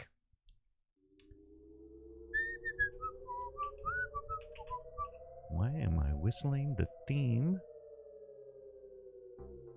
to Andy Griffith?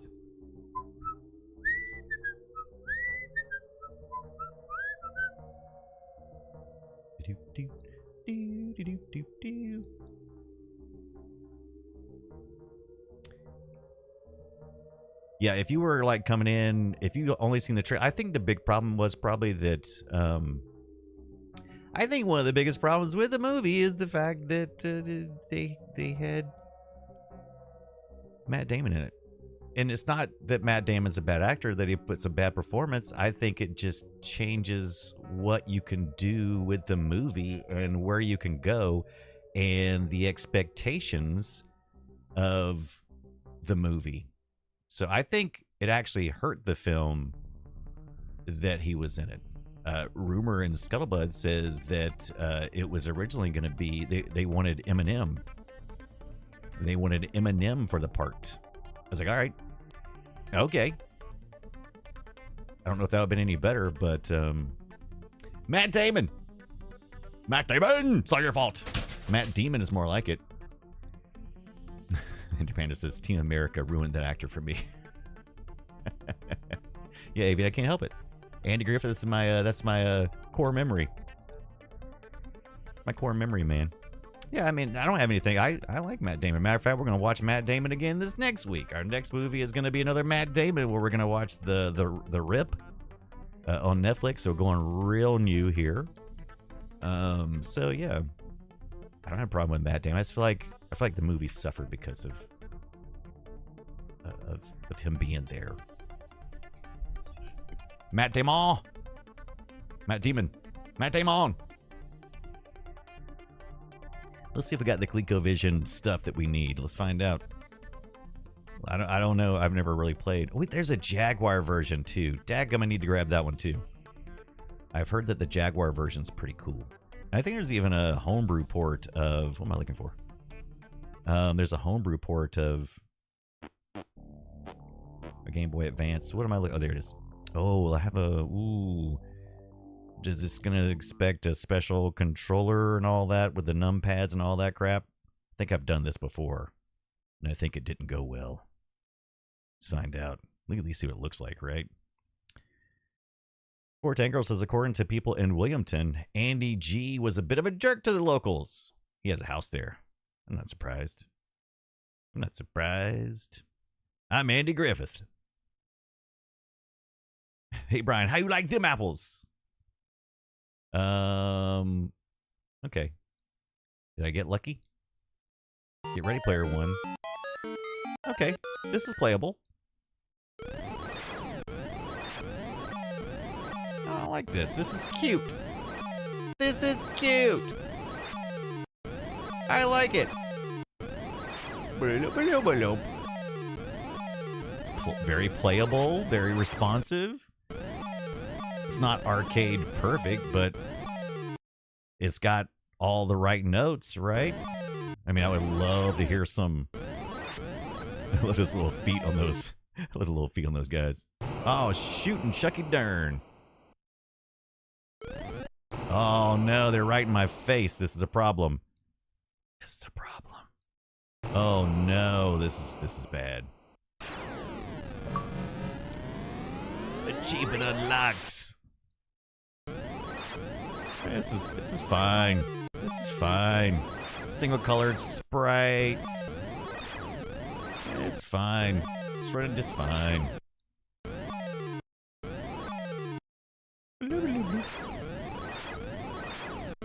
I'm curious if they had the Galaxian part in it, because that was the laser attack. Pew pew. Where'd they go? Oh, here they go. Look at a giant happy meatball.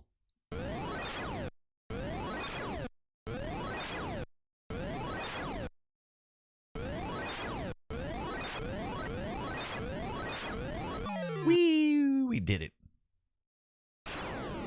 Some ColecoVision. All right, got some more achievements. It's Proto Meatwad, yeah. All right, so we did get the Galaxians, but man, this one always screams, why don't we go faster? This is not bad. Oh, poopy pants. Ender Panda says, ooh, worked for R. Kelly for a bit. Nice. He's much shorter than you think. Oh, I'm not a fan of this, though. What kind of ship is this? You couldn't make the simplified Star Trek? Come on. Why this ship? I don't like this ship. It's stupid. All the iterations of it have a very specific Star Trek theme. Oh my gosh. Well, this one goes with some kind of top-down thing. Otherwise, I gotta say, very playable.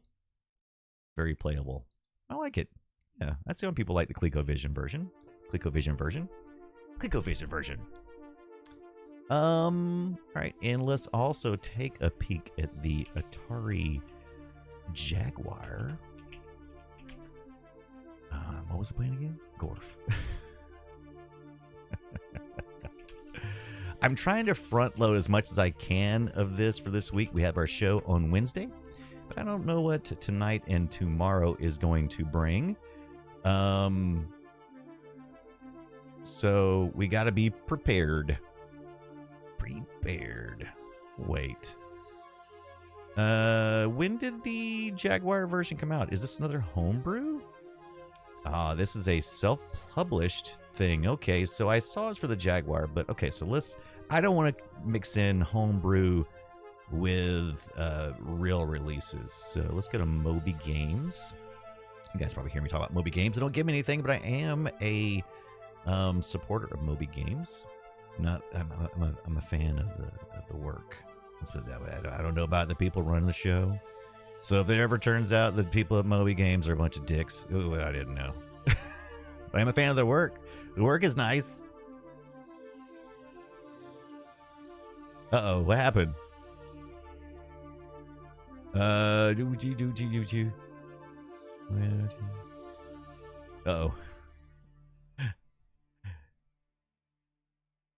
Okay, good. All right, this is what I saw, like, being upset and stuff. Like, oh no, I hope everything's okay, okay. All right, here we go. All right.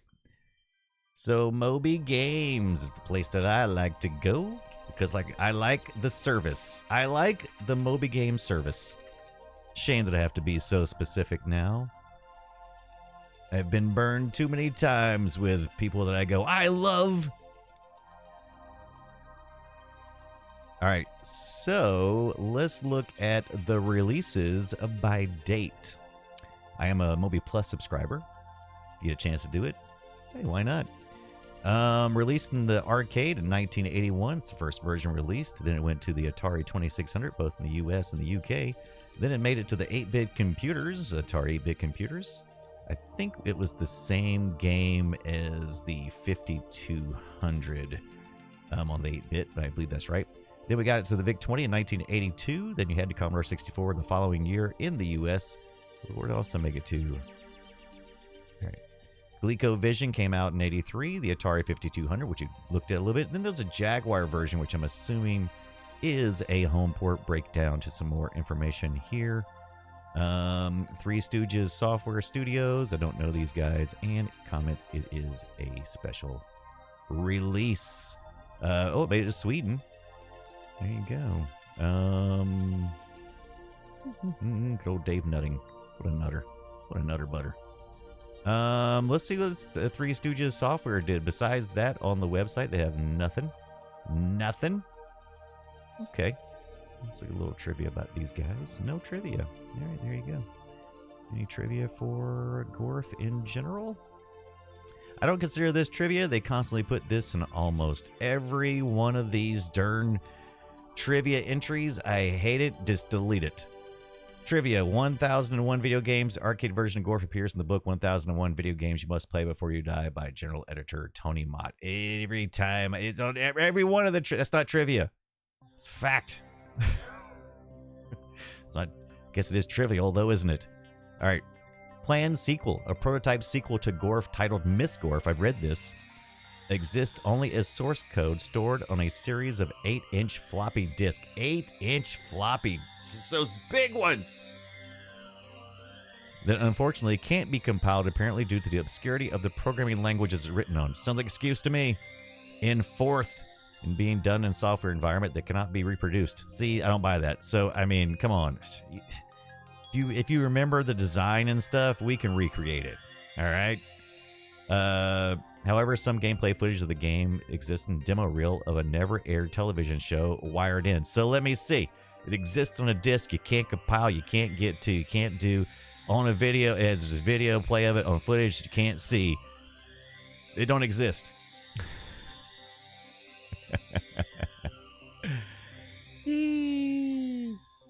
Let's see. Reference of the game arcade machine play screens of GORF can be seen in these movies. 1982's Fast Time at Ridgemont High.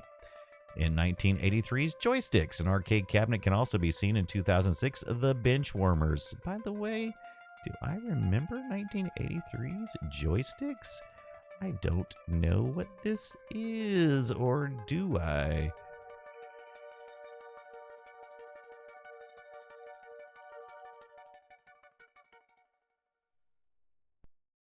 Don't. Okay, good.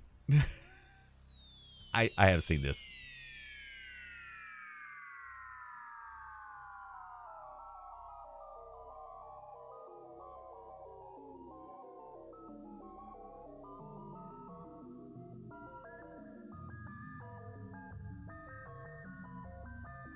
Nope. This thing's risky.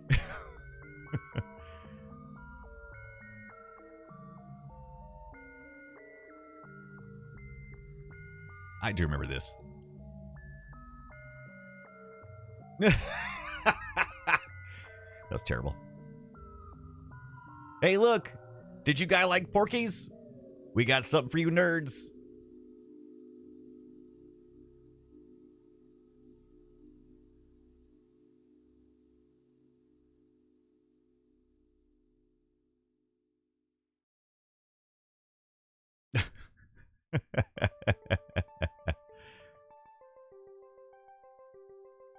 I have seen this. Hey, look at that. What you playing there? I know what he's playing. He's playing some GORF. Except that's not GORF. Well, there you go. I forgot about that. There you go. The programmer called it GORF since it's frog spelled backwards. Also an acronym for Galactic Orbital Robot Force. Boom. 410 Girl says, but does it have boobs or just swirly things? Is there a difference? That's all I ever see. That's all I ever see when I see boobs. It's swirly things. Covers. Here are the covers. This is always fun to look at. It's the Jaguar special release. It's not something real, so it's on the Jaguar CD. Okay. The ColecoVision had a great cover art. Is this just a magazine? Oh, it's like a magazine article to me. But it could be wrong. Next. Plays like the real arcade game. You are full of mud. No, it doesn't. Let me see. That's not how ours looked. This has got all kinds of color and stuff in the ship. I don't know. I don't know. I don't think that's an accurate representation. And I did say I was going to break out the Atari art book to see if GORF was in there. I think we should do that right now. As a matter of fact, I think that's exactly what we should do. But in the meantime, let's bring back up our Commodore 64 GORF. Commodore 64 GORF.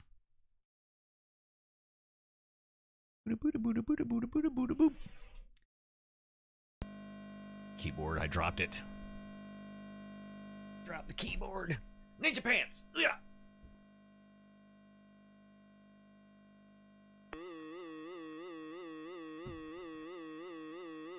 Hi.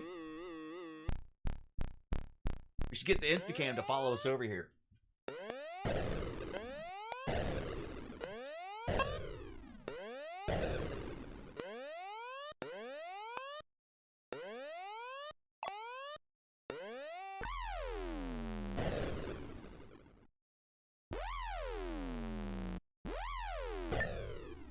Got a couple of books that I've flipped through in the past, but this is one of my books that I've been meaning to talk more about.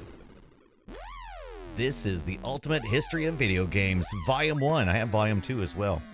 But that's not why we're here. We're here to look for the art of Atari. Tim Lapatino. Oh, with foreworks by that Ernest Cline guy. You remember him? He does the Ready Player One. Yeah. And afterward is Robert V. Conte. Let's see if this is alphabetic or if it's release year. I guess we'll find out in a second. I'm looking for some Gorfin good times. Forward, box art, E.T., Pac-Man, Terry Hoff, blah, blah, blah, analog process. Oh, that's not a way to look at it. Let's go to the back. Let's go to the back. Ooh. Oh, okay. Let's look at the index here. We got a G. G is for GORF. Ah, there is a GORF listing, page 111 or 134.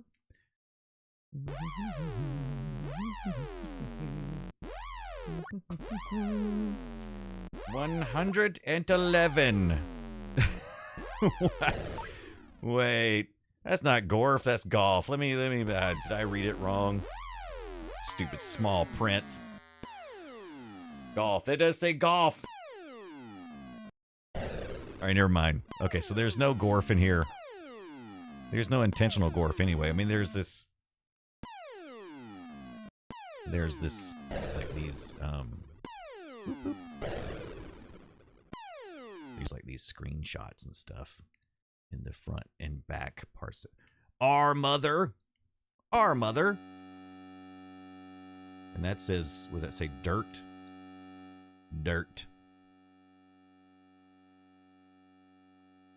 See some Frogger, some Pac-Man, a little guy in a truck.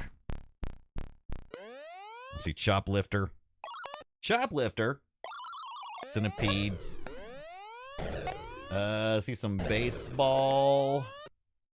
I see a game that kind of looks like GORF, but it's not. A terrible version of Donkey Kong. We need to get back to going through our Atari 2600 carts. I have a whole bunch of them that we haven't went through yet.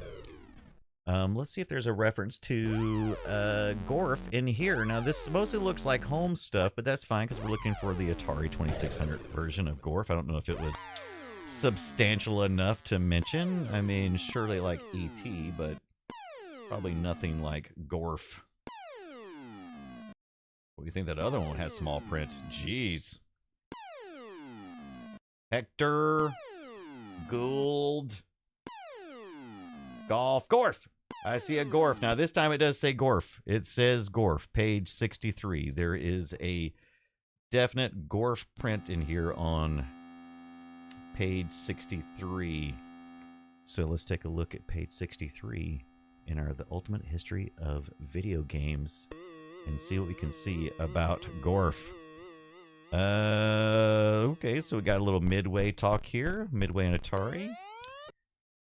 In 1975, Midway, one of the companies that originally rejected Pong, emerged as Atari's closest competitor. Midway and Atari were very different organizations. While Atari had established a research and development department. Midway distributed games developed by other companies. All right, let's see. Blah, blah, blah. But I bet all it says is probably like, hey, it was based on Star Trek. Let's see. Gunfight.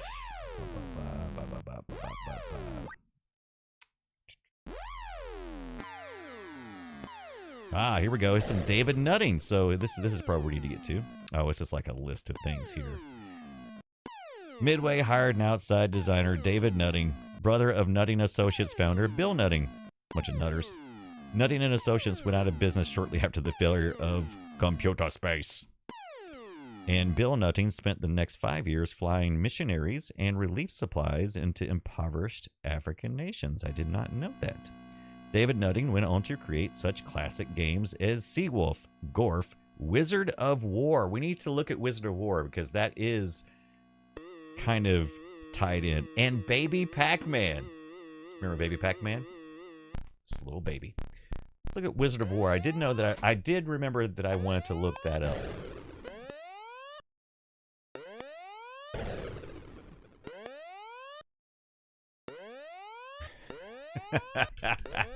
Shoplifter. Look, I bought Shoplifter for the Sega Master System just for you guys. All right? And we're going to play it eventually. Let's see. Wizard of War. I have no recollection of Wizard of War, and I know nothing about it. But I bet I have it. Was it just an Atari 2600 game? Midway Manor Arcade. The player controls a warrior with a W. Our best bet is probably to see if there's a core on the Mister. Is there? Is there? Let's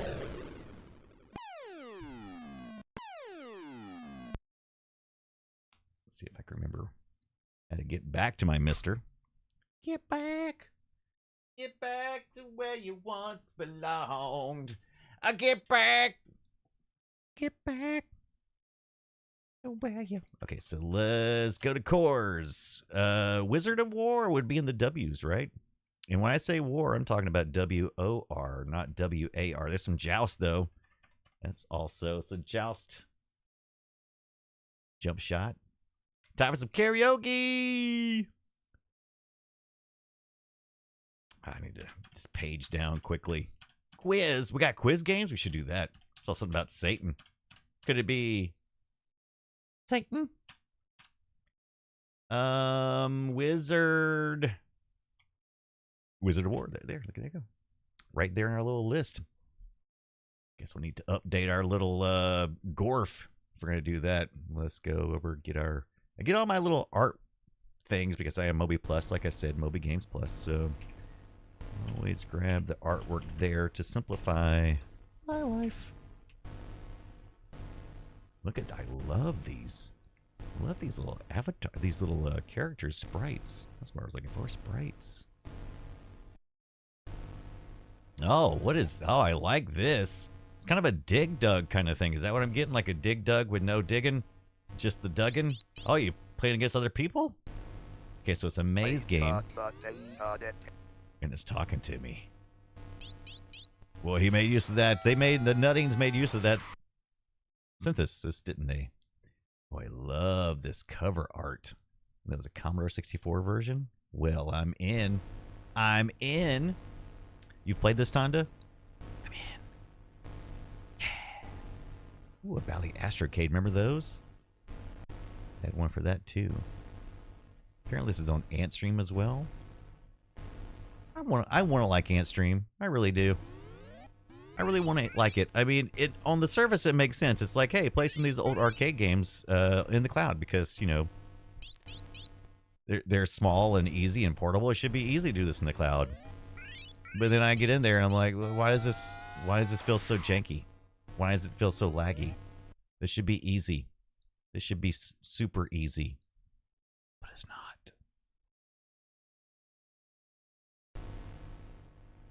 They're all licensed to Antstream too, which is cool. Then there's lag, yeah. Yeah, I want to like Antstream. Like I said, I just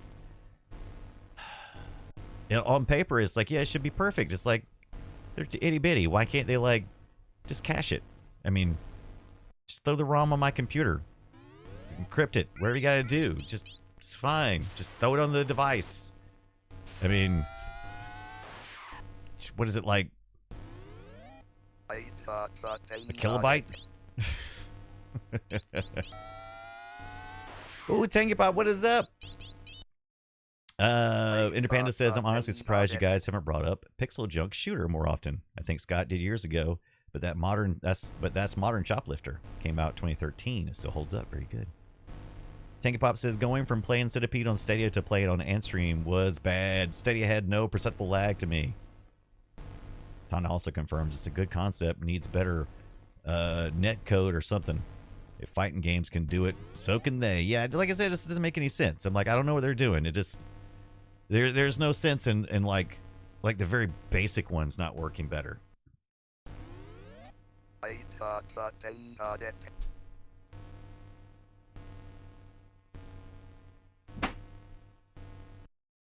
had to drop those books down. They're getting heavy. All right, what does this require? What kind of controller should I be playing with this? What kind of controller did Wizard of War have on their arcade machine? I gotta know. Gotta know. So I'm gonna go to Arcade Museum. That's my place I go to when I'm looking for arcade information, because the Moby doesn't have that much information. Museum of Game is, I think, the official title, but if you go to arcade-museum.com is where I usually go. Usually. Let's see. We got 1 or 2 players. We round a variety of line drawn maze, shooting the creatures that wander within. Eliminating all the monsters will advance the player to the next level. You've been advanced to the next level. Here's our marquee, but more importantly, let's take a closer look at the cabinet. This looks like a regular old ball. A ball and a button. Ball and a button. Button ball. Button balls! You need some button balls. Alright. I'm down.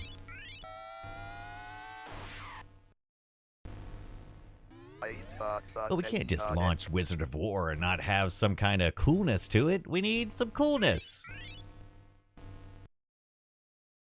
Crozy, what's up? Dragon Ball Z fan says Wizard of War. Great classic. We got here on GORF. Nutting was tempting us with his other games. Yeah, what's up? You played, Crazy says I played SF4 on 360 online a lot. Connection was decent.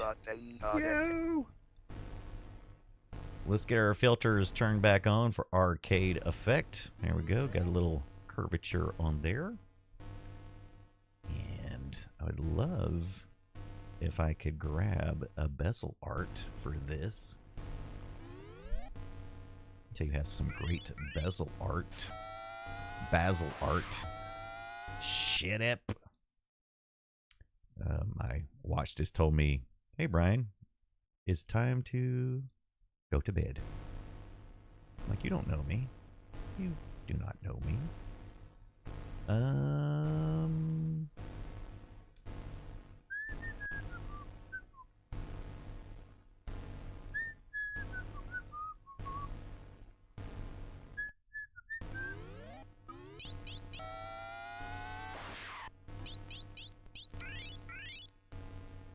Blink, blink.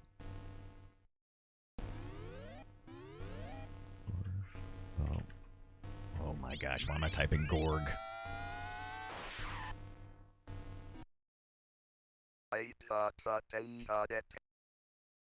What did he say?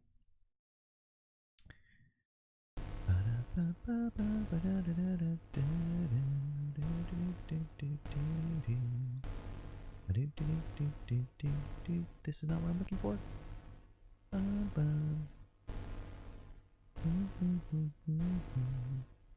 Where is my history at? Why you being difficult?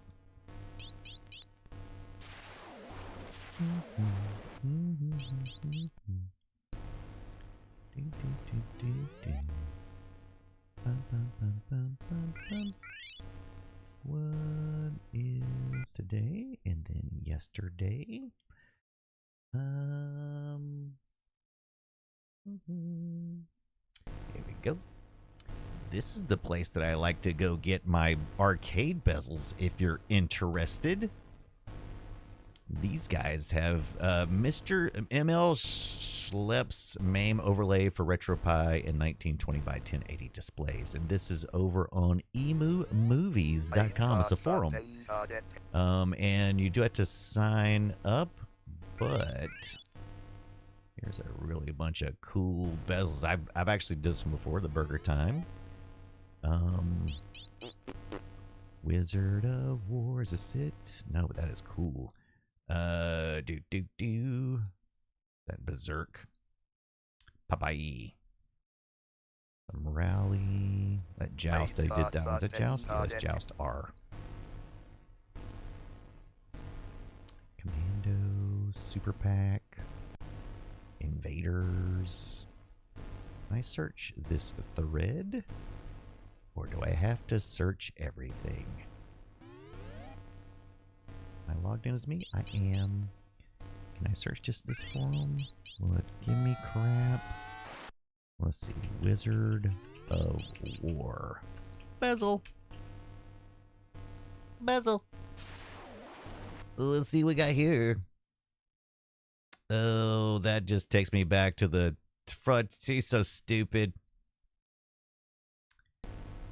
Today's bezel is Teenage Mutant Ninja Turtles. It's coding parts of the blah blah blah. Is it giving me of? All right, maybe it is just searching just this thread. In which case, I'll just put Wizard War. Oh, it didn't like that. Boo. Yeah, you can't go to bed. Who's threatening to go to bed? Who's threatening to go to bed?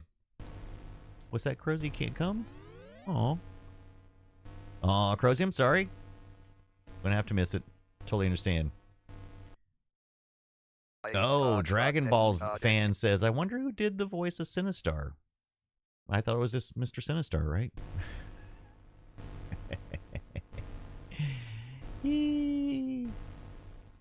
Who's going to bed? Who dares go to bed? You may type in Lurk and then go to sleep.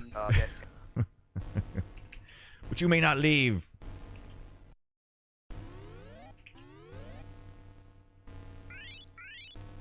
Arcade Bezil. I knew it! This guy has it! Why he...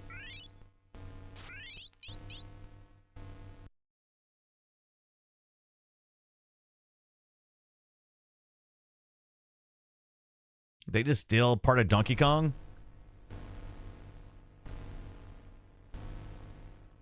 I don't want the reflection shader. Yeah, there we go. That's what I want.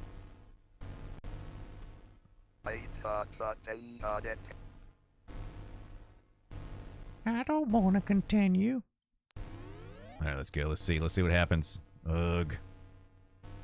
I don't like Media Fire, but I'll do it.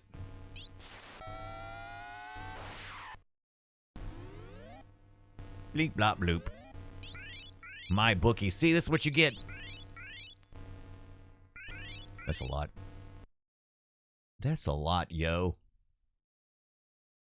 Yeah, you just think about what you've done.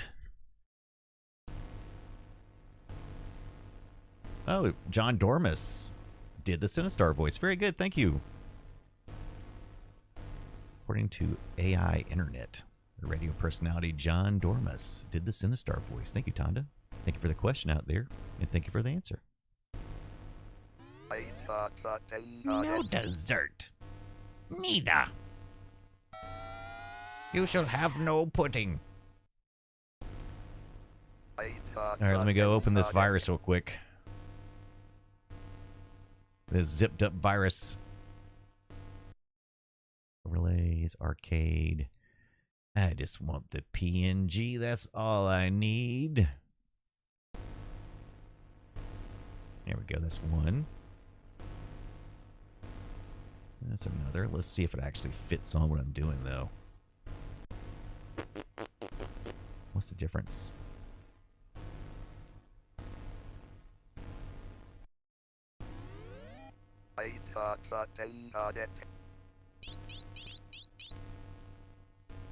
Oh, they got like scratches and stuff.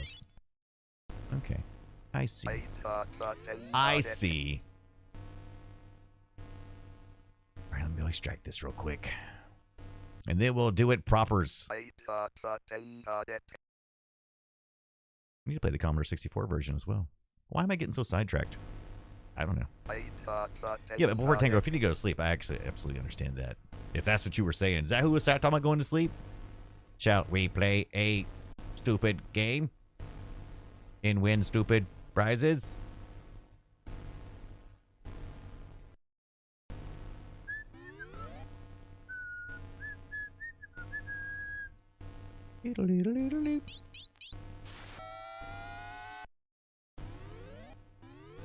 Dude.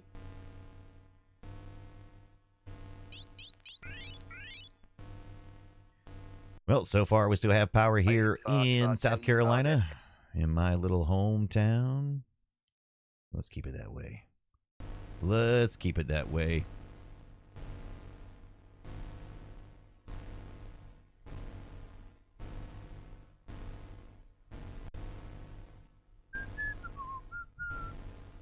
All right, let's bezel this thing up. Bezeling.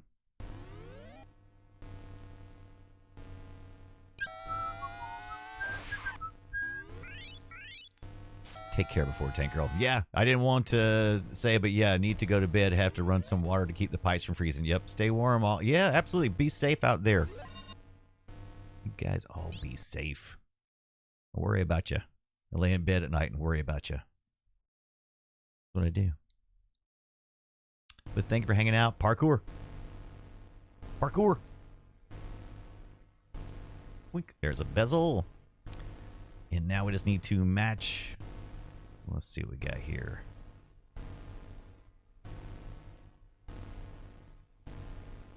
All right, got that there. Why is it like it's not cropping though? It's supposed to crap. It's cropping over top of me. I'll allow it. Beep beep beep beep beep beep beep.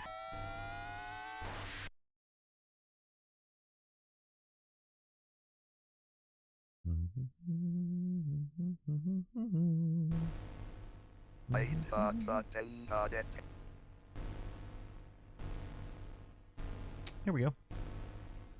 We're playing the Wizard of War, but I probably need a different controller, aren't I? Let me think about this for a second.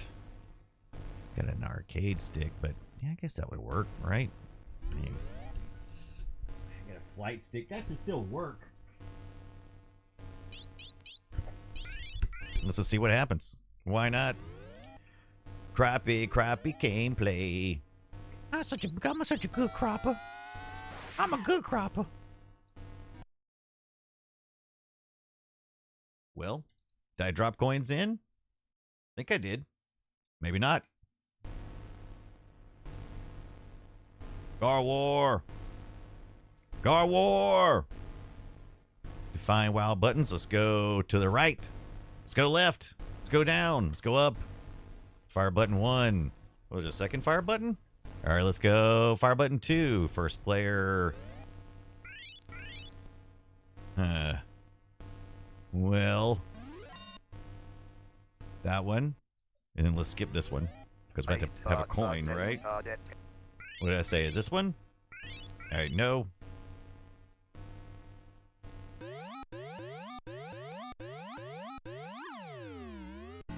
Get ready.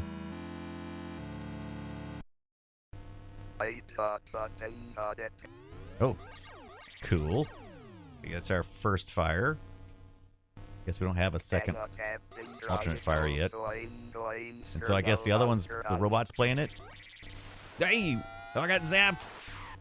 I got zapped! Gotcha.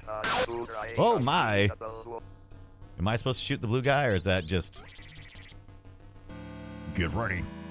Fight!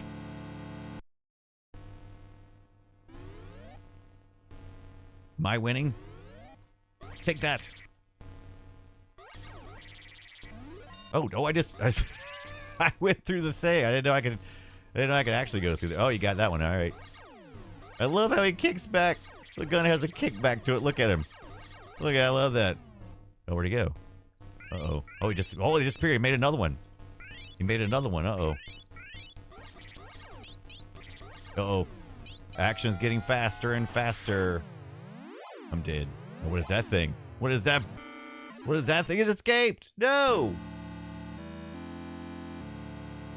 Oh, yes, save settings. That's a good point. Let me save those settings. Yeah, I'll totally forget that later. Good call, Tondagosa. And our dip switches, too. What we got here? Player 1 controls can be digital or analog, and it restarts. Okay, so I got an analog stick. I think I should do that one. Upright. Cocktail. Looks the same.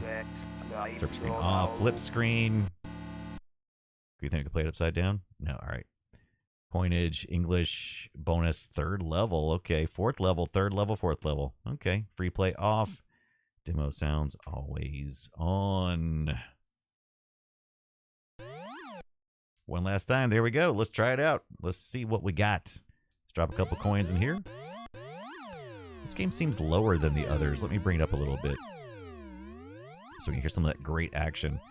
Press 2-player button or 1-player button. No.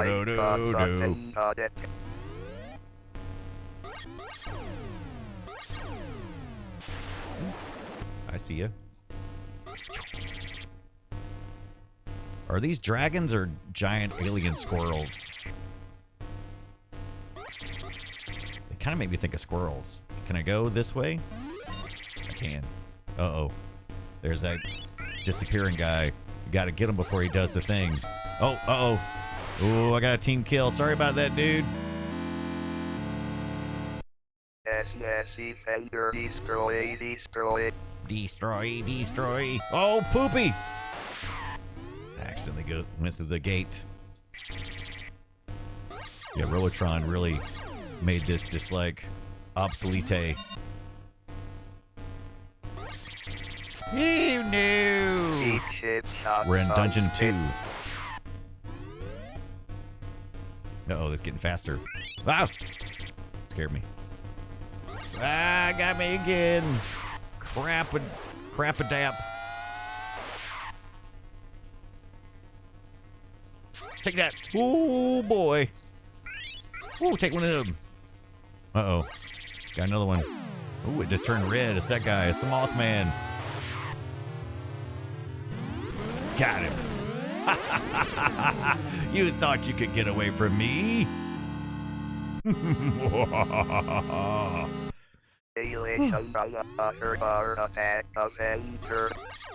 Avenger.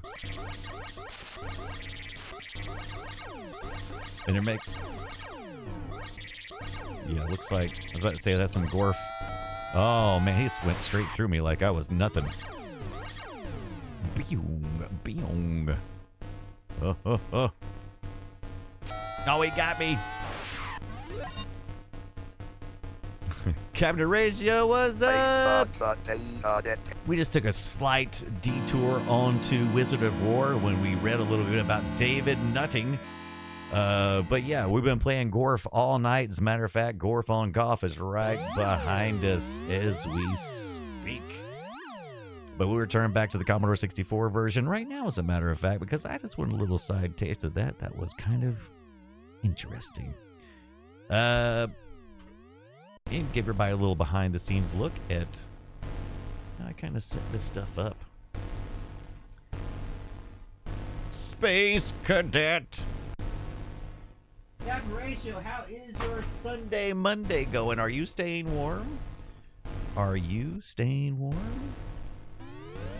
Are you in the southeastern parts, or I guess it's more than that now, right? It's a big old weather thing. Ice bomb. That's what I'm looking for. Number two, I believe, is what I am looking for to get back to the Commodore 64 Ultimate. Playing a little Gorfentine GORF. GORF. Look at that. We should leave up the. We should really cause some confusion and leave up the GORF and the Wizard of War bezel. I think it's a fine idea, Brian. really the best idea. Was negative 26 Celsius, now only negative 16 Celsius, so it's fine. Captain Ratio says I picked up my 27-inch CRT today. Picture looks good, but it's kind of warbly. That's disappointing, but it's awesome as well. Yeah, 27 inches of peggy. Yeah, it's a lot. It is a lot.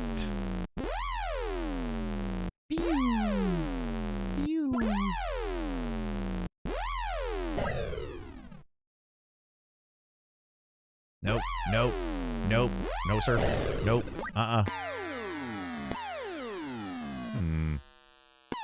Pew. I said pew. Interesting. Okay, there it is. That's the reason why. All right, there we go. That's the right bezels. Now let's make sure that our... Oh, that's the Commodore 64. We don't need bezel here at all, do we? We don't need bezel at all. Yeah, Captain Kipper, no voice in the Commodore 64 version. However, I did read or hear that they did have voice synthesis on both if you had the voice synthesis module for the Commodore 64. So apparently the code is there, but you only hear it that way. You remember this being blue? It is. It's very blue. So that first screen is very blue. You are remembering correctly. Turn that down just a little bit. It's much louder than the Wizard of War. Oh, you have one for the Atari 800? Very nice. Which uses those 5200 carts, right? So it should be the same as that. I don't think they wrote a separate version. Matter of fact, I'm pretty sure they didn't. Captain Kipper, what is going on? I'm dead. And you're dead.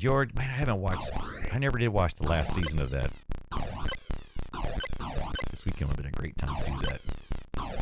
By the way, thank you so much to Tom DeGosa for that earlier raid. Came in with Atari Beer Pong and Jammy Whammy Games. If you're not following any of those streamers, you should be. Bunch of great streamer friends.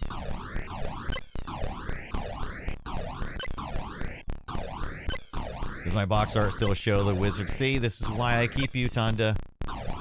Because you were always keeping me honest. And cutting down on the questions when people come in and go, what are you doing? What are you talking about? Why does it show Wizard of War? I don't know. Tonda didn't tell me he'd let me walk around with my pants unzipped. Rude.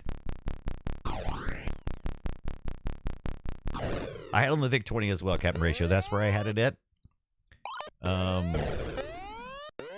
can't remember if I can hit pause. I don't think so. I had the VIC-20 version as well on the cartridge, and I actually ordered a copy off eBay for a very reasonable price, and was hoping it'd be here in time for the Play Retro show. But with the weather, I don't know if that's going to happen or not. But we'll see. But I got my VIC-20. Last time I checked on it, about 6 months ago, it was operational.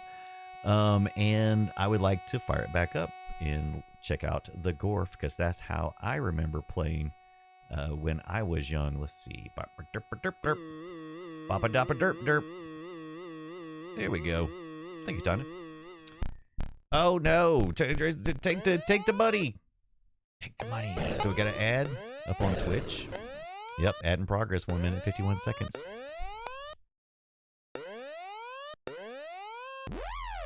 Ad break. Thanks for supporting the stream. See you in about 150 seconds. Woo. Thanks, Moobot. Captain Ratio says, I probably still have that GORF. Yes. Nice.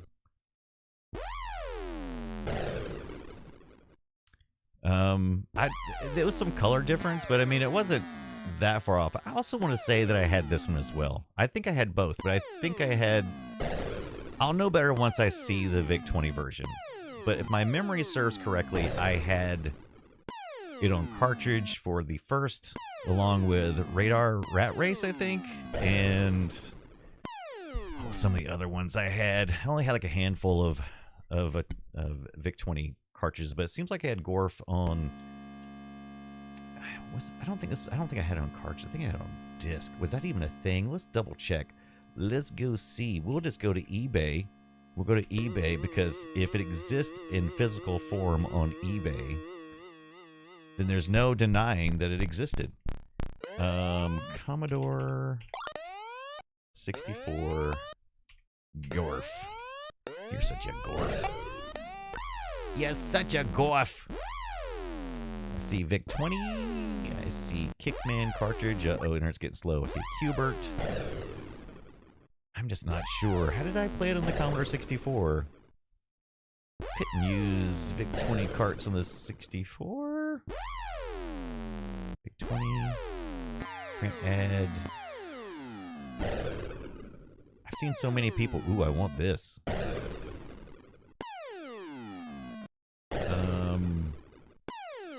Pew pew pew pew.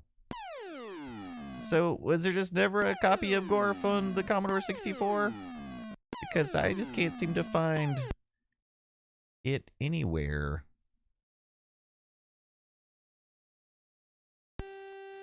GORF. Alright, so let's go to Lemon 64. That's a great place to go if you're not familiar with Lemon 64. Well, you should be, because it is an awesome Commodore site, but look at this collection here. I want this collection. What is that? Orago. What is that words? I can't even read that. Got your slot. Got your Jupiter Lander, Avenger. Ooh, a no-name cart. GORF. A Mega Race. I think I had a Mega Race as well. But yeah, head over to Lemon 64 if you haven't before. Great place to check it out. Says released in 1983 for the Commodore 64. Added joystick port 1 player only, and does support this. Maybe that's where I saw it. I think I did read this here. Note, supports the Magic Voice speech module. So we talked about it briefly. I think Captain, were you saying that, Captain Kipper? Yeah. So it does support the Magic Voice speech module. So it must have had it in there.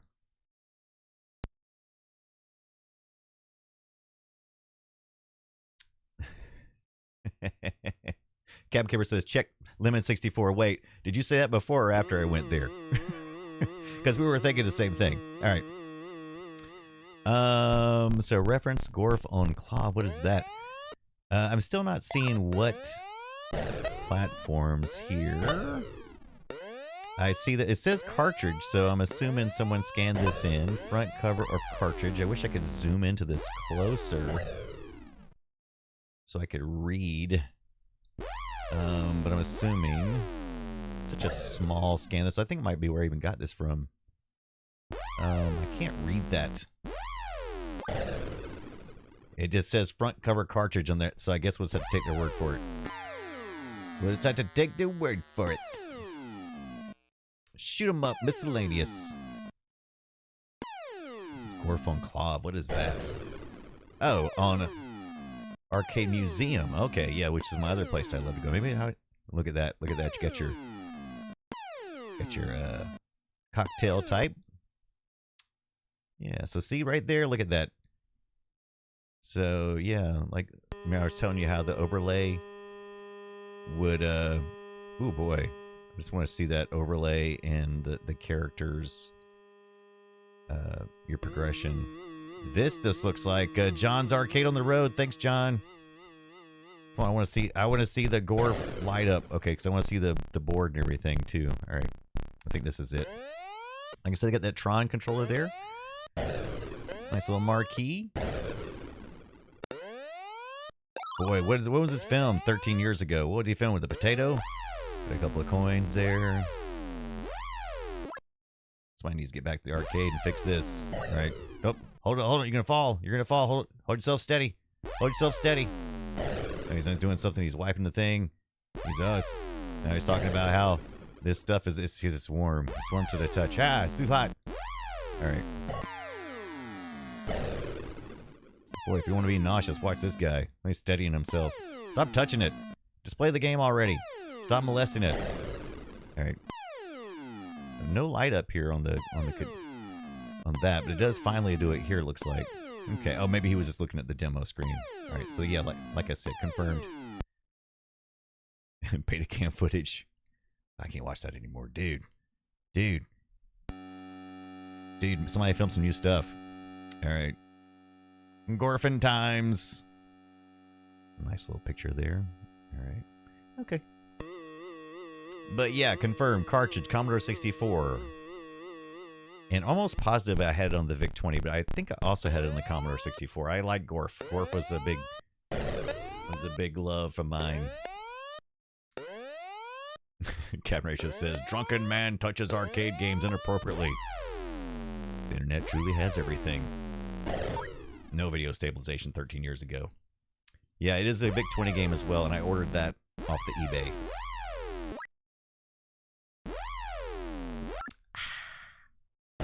Yeah, I saw the Moon Patrol. That was pretty cool. We covered that at one point in time on. Oh yeah, I didn't think about that. Yeah, the Vice supports the Magic Voice as well. I'm assuming that this Commodore 64 Ultimate will also do that if I configured it properly. I'm sure there's some way to do just that. Matter of fact, let's just take a quick peek to see if there's just something obvious. So this is the main menu of what you would see if you were, if I can remember how to do this. Okay, there we go. Disk browser, commo serve, memory and ROMs, turbo boost. Let's turbo boost it. LED lighting, network services, user interfaces, maybe. Interface type, navigation style, color. Yeah, that's nothing. There may be an option for it though somewhere. Ender Panda says Moon Patrol was the first game I ever saw that worked without a disc in the drive. It was magic, I say. Yeah, Crafton Ratio says Vice's software easy to extend. FPGA space is very limited. Yeah. But you're right, it's FPGA on this thing too, so yeah. Okay. Boop, boop, boop, boop. But you can add some extra SIDs as well.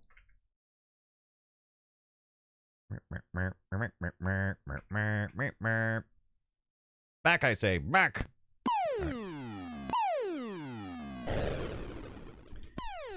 Cap Ratio says, ooh, color schemes. I'm a sucker for color schemes. All right, where's my, what did I do with it? Got my trusty Atari 2600 wireless controller that is plugged into my Commodore 64. So let's do a little Gorfian Hall of Fame. Let's give it a try. Let's give it another try to see if we gotten any better in the last couple of hours. Tana, did you ever tell us what you had for dinner? Oh.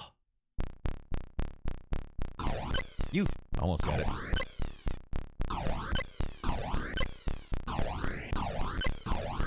I love the sprites in the Commodore 64. Woo! Almost got me. Yeah. Oh, got me that time for sure. Oh, I did it. Walked right into it.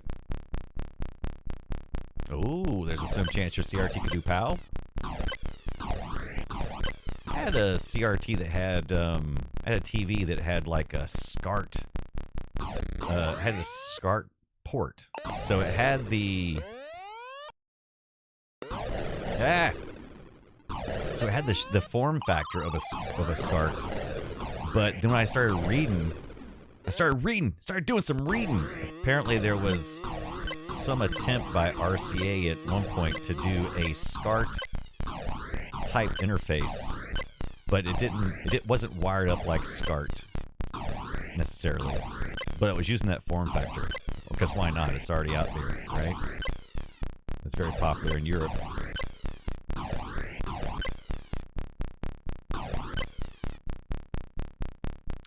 Tana says, I went with chicken, mixed veggies, and a Hawaiian bread roll. Ho, ho, ho. That sounds delicious. Hawaiian bread is so good. Why do the Hawaiians do such stuff so good?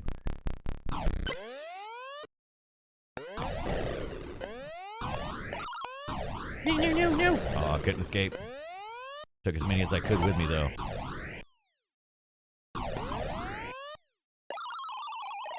Cameracia says, I'm not from a POW region, but I've been doing that for a real long time. Something like that.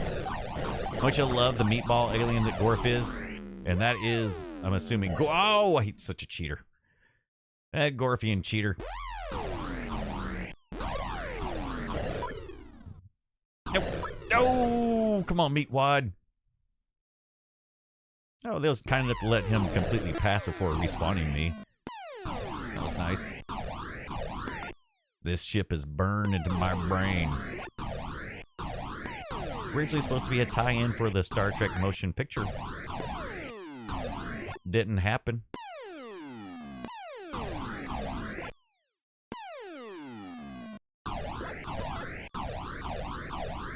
This looks more like a Star Trek shuttle than the Enterprise.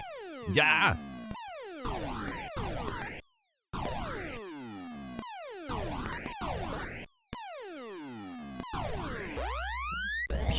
See, you can shoot it in the tip too as well, because I always thought you had to shoot it right in the gut, but apparently there's some way to get it from there.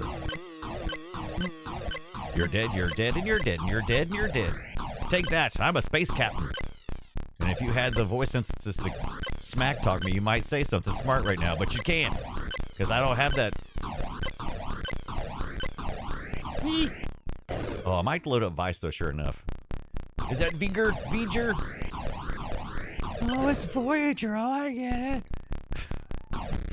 Oh, I get it now. It's Voyager. Who's Viger? Viger. It's her own ship. We did it to ourselves. Oh, come on. Captain Ratio says, I used to play Mega Mania on 2600. Now I can see that your ship is supposed to be like the Enterprise. But back in the day, I thought you were a kitchen chair. Right, Tonda. Oops, my bad. Spoilers. Spoilers on a night. Was it 1981 movie?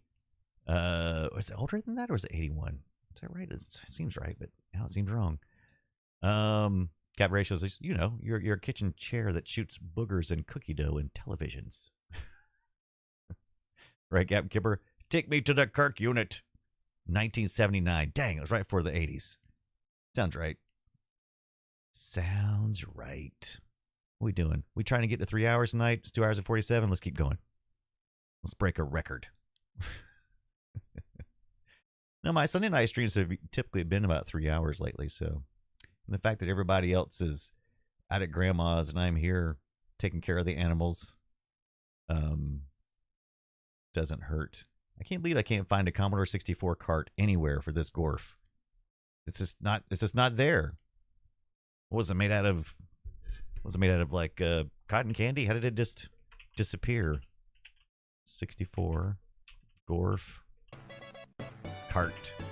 Left hand heathen. Thank you for the resub. Welcome in. Hope you're having a good Sunday, Monday, wherever in the world you are. Apparently, so friggin' GORF just got here. What's going on?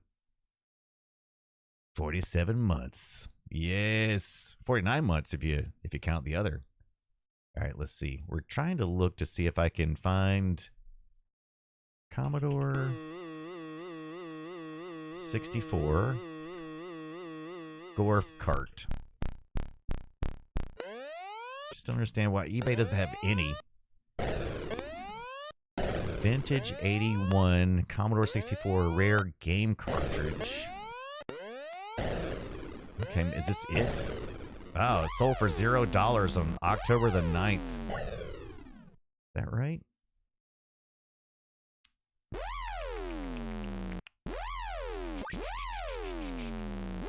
How come I can't? It just says ended. Usually can see the listing somewhere, but you can't hear. Data Soft, Seawolf, Chipwits. Chipwits. Let's see. Okay, so here we go. Let's go to price charting. Maybe that'll give us a little better idea of what's going on here. I do like price charting.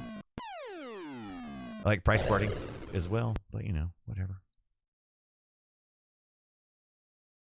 Oh, I must have chopped it off on the left-hand side. Why am I chopping it off on that side? All right, let's take a look here. All right, there's your... Ooh, that's a good-looking cart. Man, somebody took good care of that. Look at Man, that is shiny.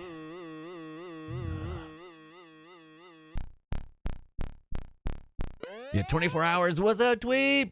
24-hour stream hype. Cap ratios. I don't bother with carts. 64 didn't do many carts. People have been converting to carts, but if there's no converted cart, then you need disc or tape images. Yeah, I don't had very few carts on my Commodore 64, so I'm assuming maybe these are some homebrew things, maybe? $30. These all look super clean and new. And wait a minute, that one looks magic disc. That one looks rough-ish. Commodore cartridges tested works. Listed 12/03/25 last time they showed up anywhere.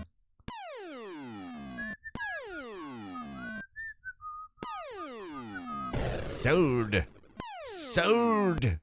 to the man in Nantucket. All right. Whatever. Ender says 24. That's amateur BS. Go for 48. Your better half will be back in time to save you. Oh, yeah. No, I was looking for one to buy, Captain Horatio. I think I only had 3 games on cart back in the day. Delta Drawing, which is not a game. It's a logo type thing. And C Speller and Alpha Builder. Interesting. Got him. Oh, I thought I had him.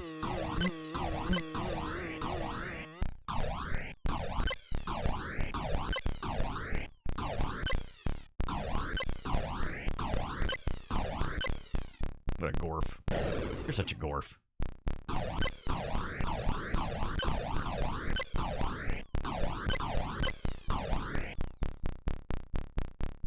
Yeah, I had mostly disc. I only had I had plenty of, I didn't have a lot, but I had more carts on the VIC-20. Because I didn't have a tape drive until later on. So I didn't have any media to store anything in, so it was either carts or nothing. Unless you want to type it in and then take the chance of the computer turning off. Oh no! Oh no! I've lost everything. Abe says, sorry, I got old man energy going to bed. So thank you for the stream. Absolutely, thank you so much for hanging out with us, Avian. I'm not too far behind you. Just trying to make this a 3-hour stream by... We're at 2 hours and 52 minutes in. I got another 8 minutes or so. Captain Ratio says, yeah, Alpha Build, you're a penguin that puts letters on a truck and they build a city. Nice.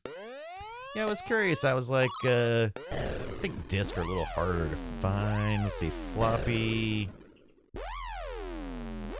disc, Commodore 64, GORF. Gorfin times. Ooh, let's see. Wait a minute. This might be... Oh, pick and choose your games. Okay. I want to pick and choose my games. I want to pick and choose. Let's take a look at this listing here.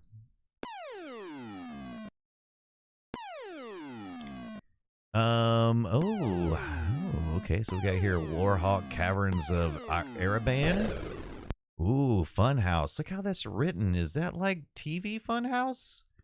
Commodore. Look at that. You got to type in. Oh, it gets so 64 or 128. Load Funhouse 81. But that looks like the font from like SNL's little, what's his name?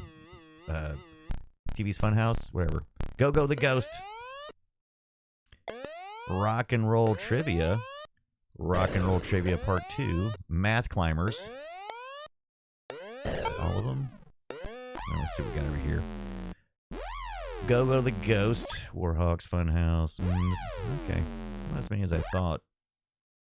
Automodem. Massive floppy disk. 5.25 inch Commodore 64 DOS and more. Water damage. No.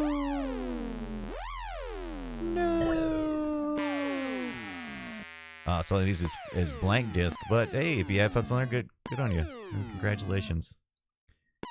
This is how mine looked. I remember these bonus discs. Remember these? That brand? Got some Lodestar. A lot of Lodestar. Ghost and Goblins. I want to say this is how I had GORF anyway. Games for the Commodore 64. It doesn't say what. G.I. Joe. G.I. Joe.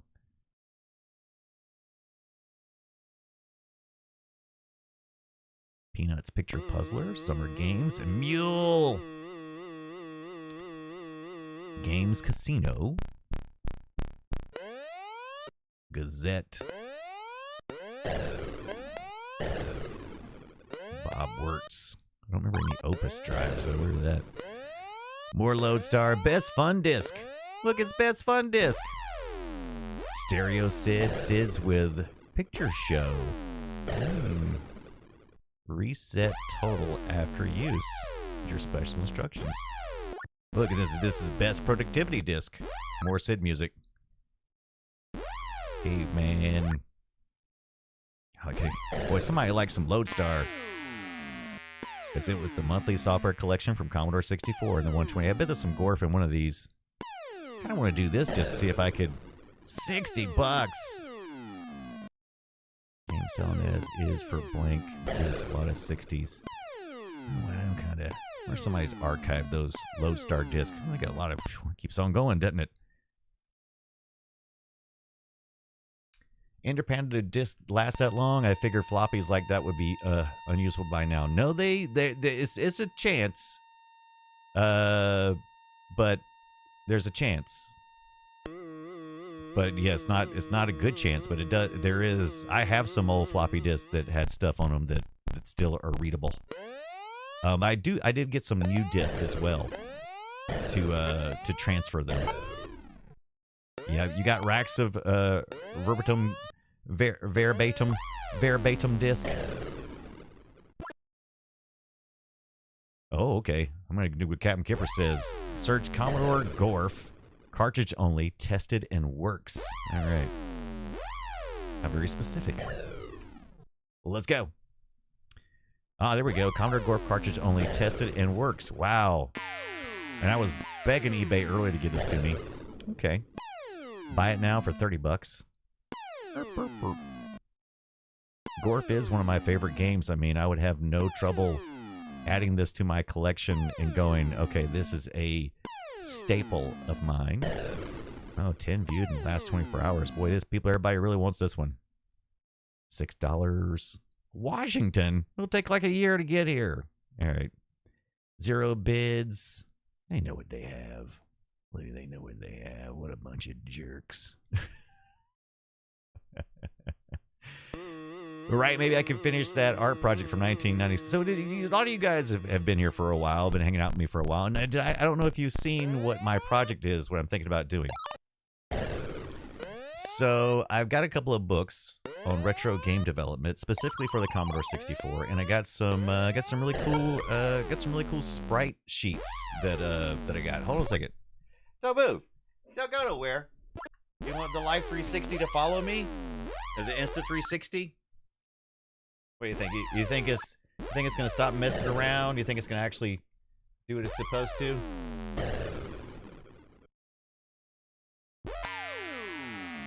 This means for it to follow me. All right, there we go. All right, here it comes. Following me. Don't look directly into the light, Carol Ann. Don't look directly into the light.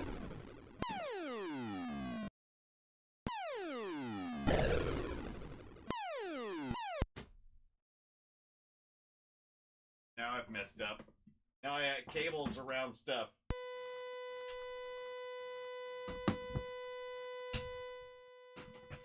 I think September gave me that.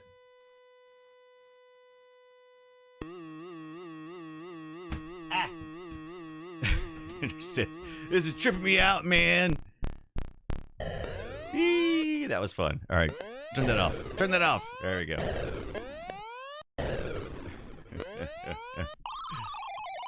Oh yeah, I have a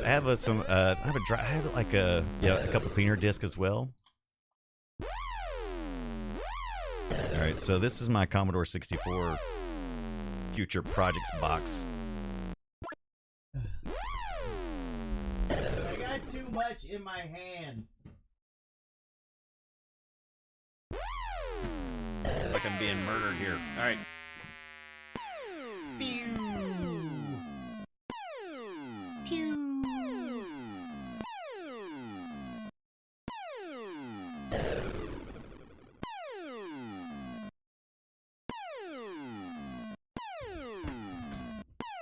Eek. So I picked this up. Leon, what's up, my friend?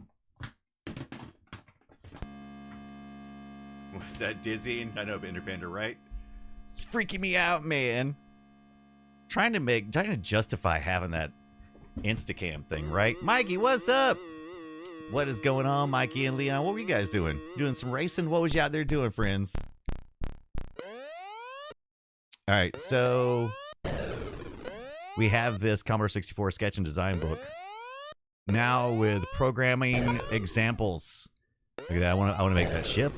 I want to make this little runny guy. I want to make some music notes.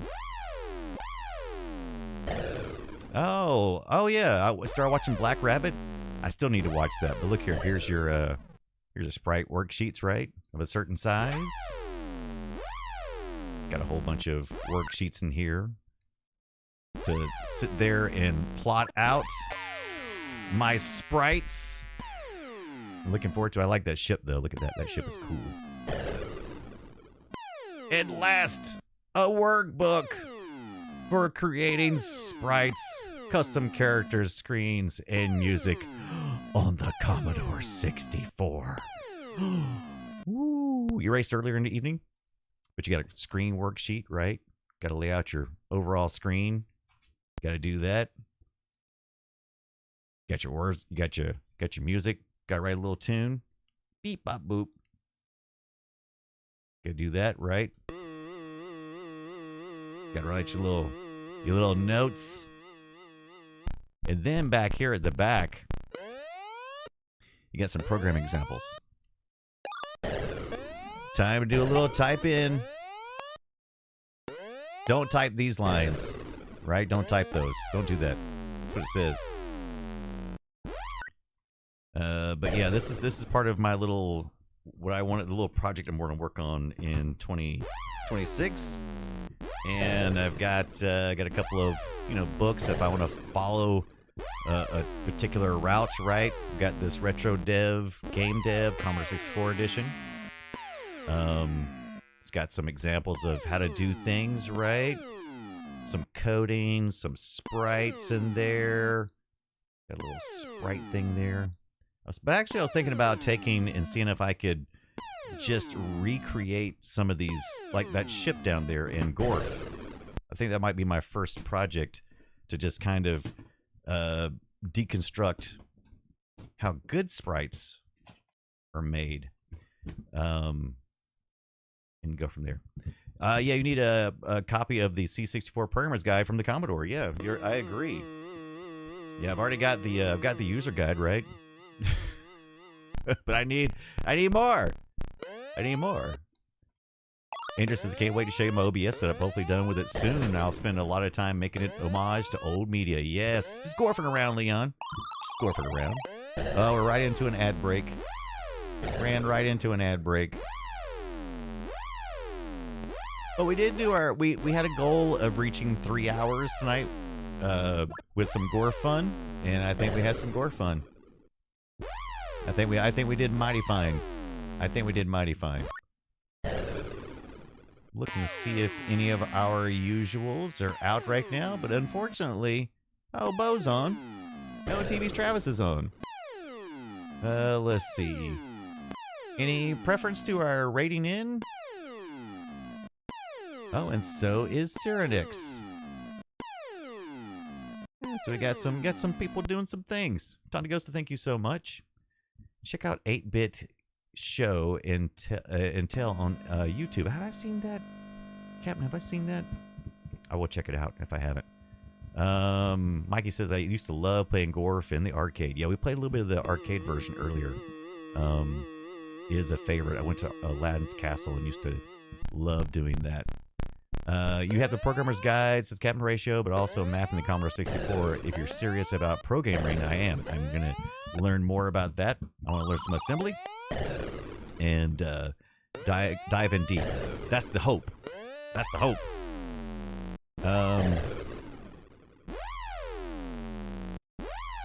Let's see. I hate to drop you guys in on. Okay, so you haven't seen? You definitely should be following TV's Travis. They're doing Wait You Haven't Seen. It's a great podcast. They're doing Street Fighter. So what he basically does, TV's Travis does. So Travis does the thing where he has a person on who's hasn't seen a movie and then sees it for the show, and they talk about it. It's a great podcast. But you've had no time to prepare for that, so I don't want to drop you in on that. But let's see, Bo Schwartz is playing some, just chilling out and doing some jump space. That may be the better alternative. I'm not sure what the part-time gamers as Cyrenex's thing, but do follow those guys. So if you get a chance, follow Cyrenex and TV's Travis. Those are good friends of the show and friends in general. But we do have Bo Schwartz, who does The Core with Scott. It's kind of a sister show to our Play Retro show. So we're going to raid in on that because that is just no preparation needed. He's just hanging out and chilling. And so that's what we're going to do. All right, let's start a raid on our good friend Bo Schwartz. Yeah. Robin 8-Bit Show, says Captain Kipper, how to use assembly and patch games. I'll check that out. If I forget, I might have to ask you on Discord to follow up with that. Oh yeah, thank you so much. It's been a lot of fun. So much fun. Mikey BC, it's good seeing you. It was good seeing you. Hope everybody stays safe and warm out there. And I'll be back tomorrow night, probably if the power is still here and there's no problems, 6:30 p.m. Eastern Time. We may do some more GORF, but I don't know. Other than becoming an expert GORF player, I think we've covered a lot of it tonight. We'll double GORF. Maybe we'll do some of the programming stuff we just talked about on the Commodore 64. Maybe bring out some Atari 2600 cards, clean them up, get them working. Maybe we'll pull that POTS out of that controller we were looking at earlier. I don't know. We'll maybe do some multimeter testing. We'll see. We'll see. All right, let's go raid in on.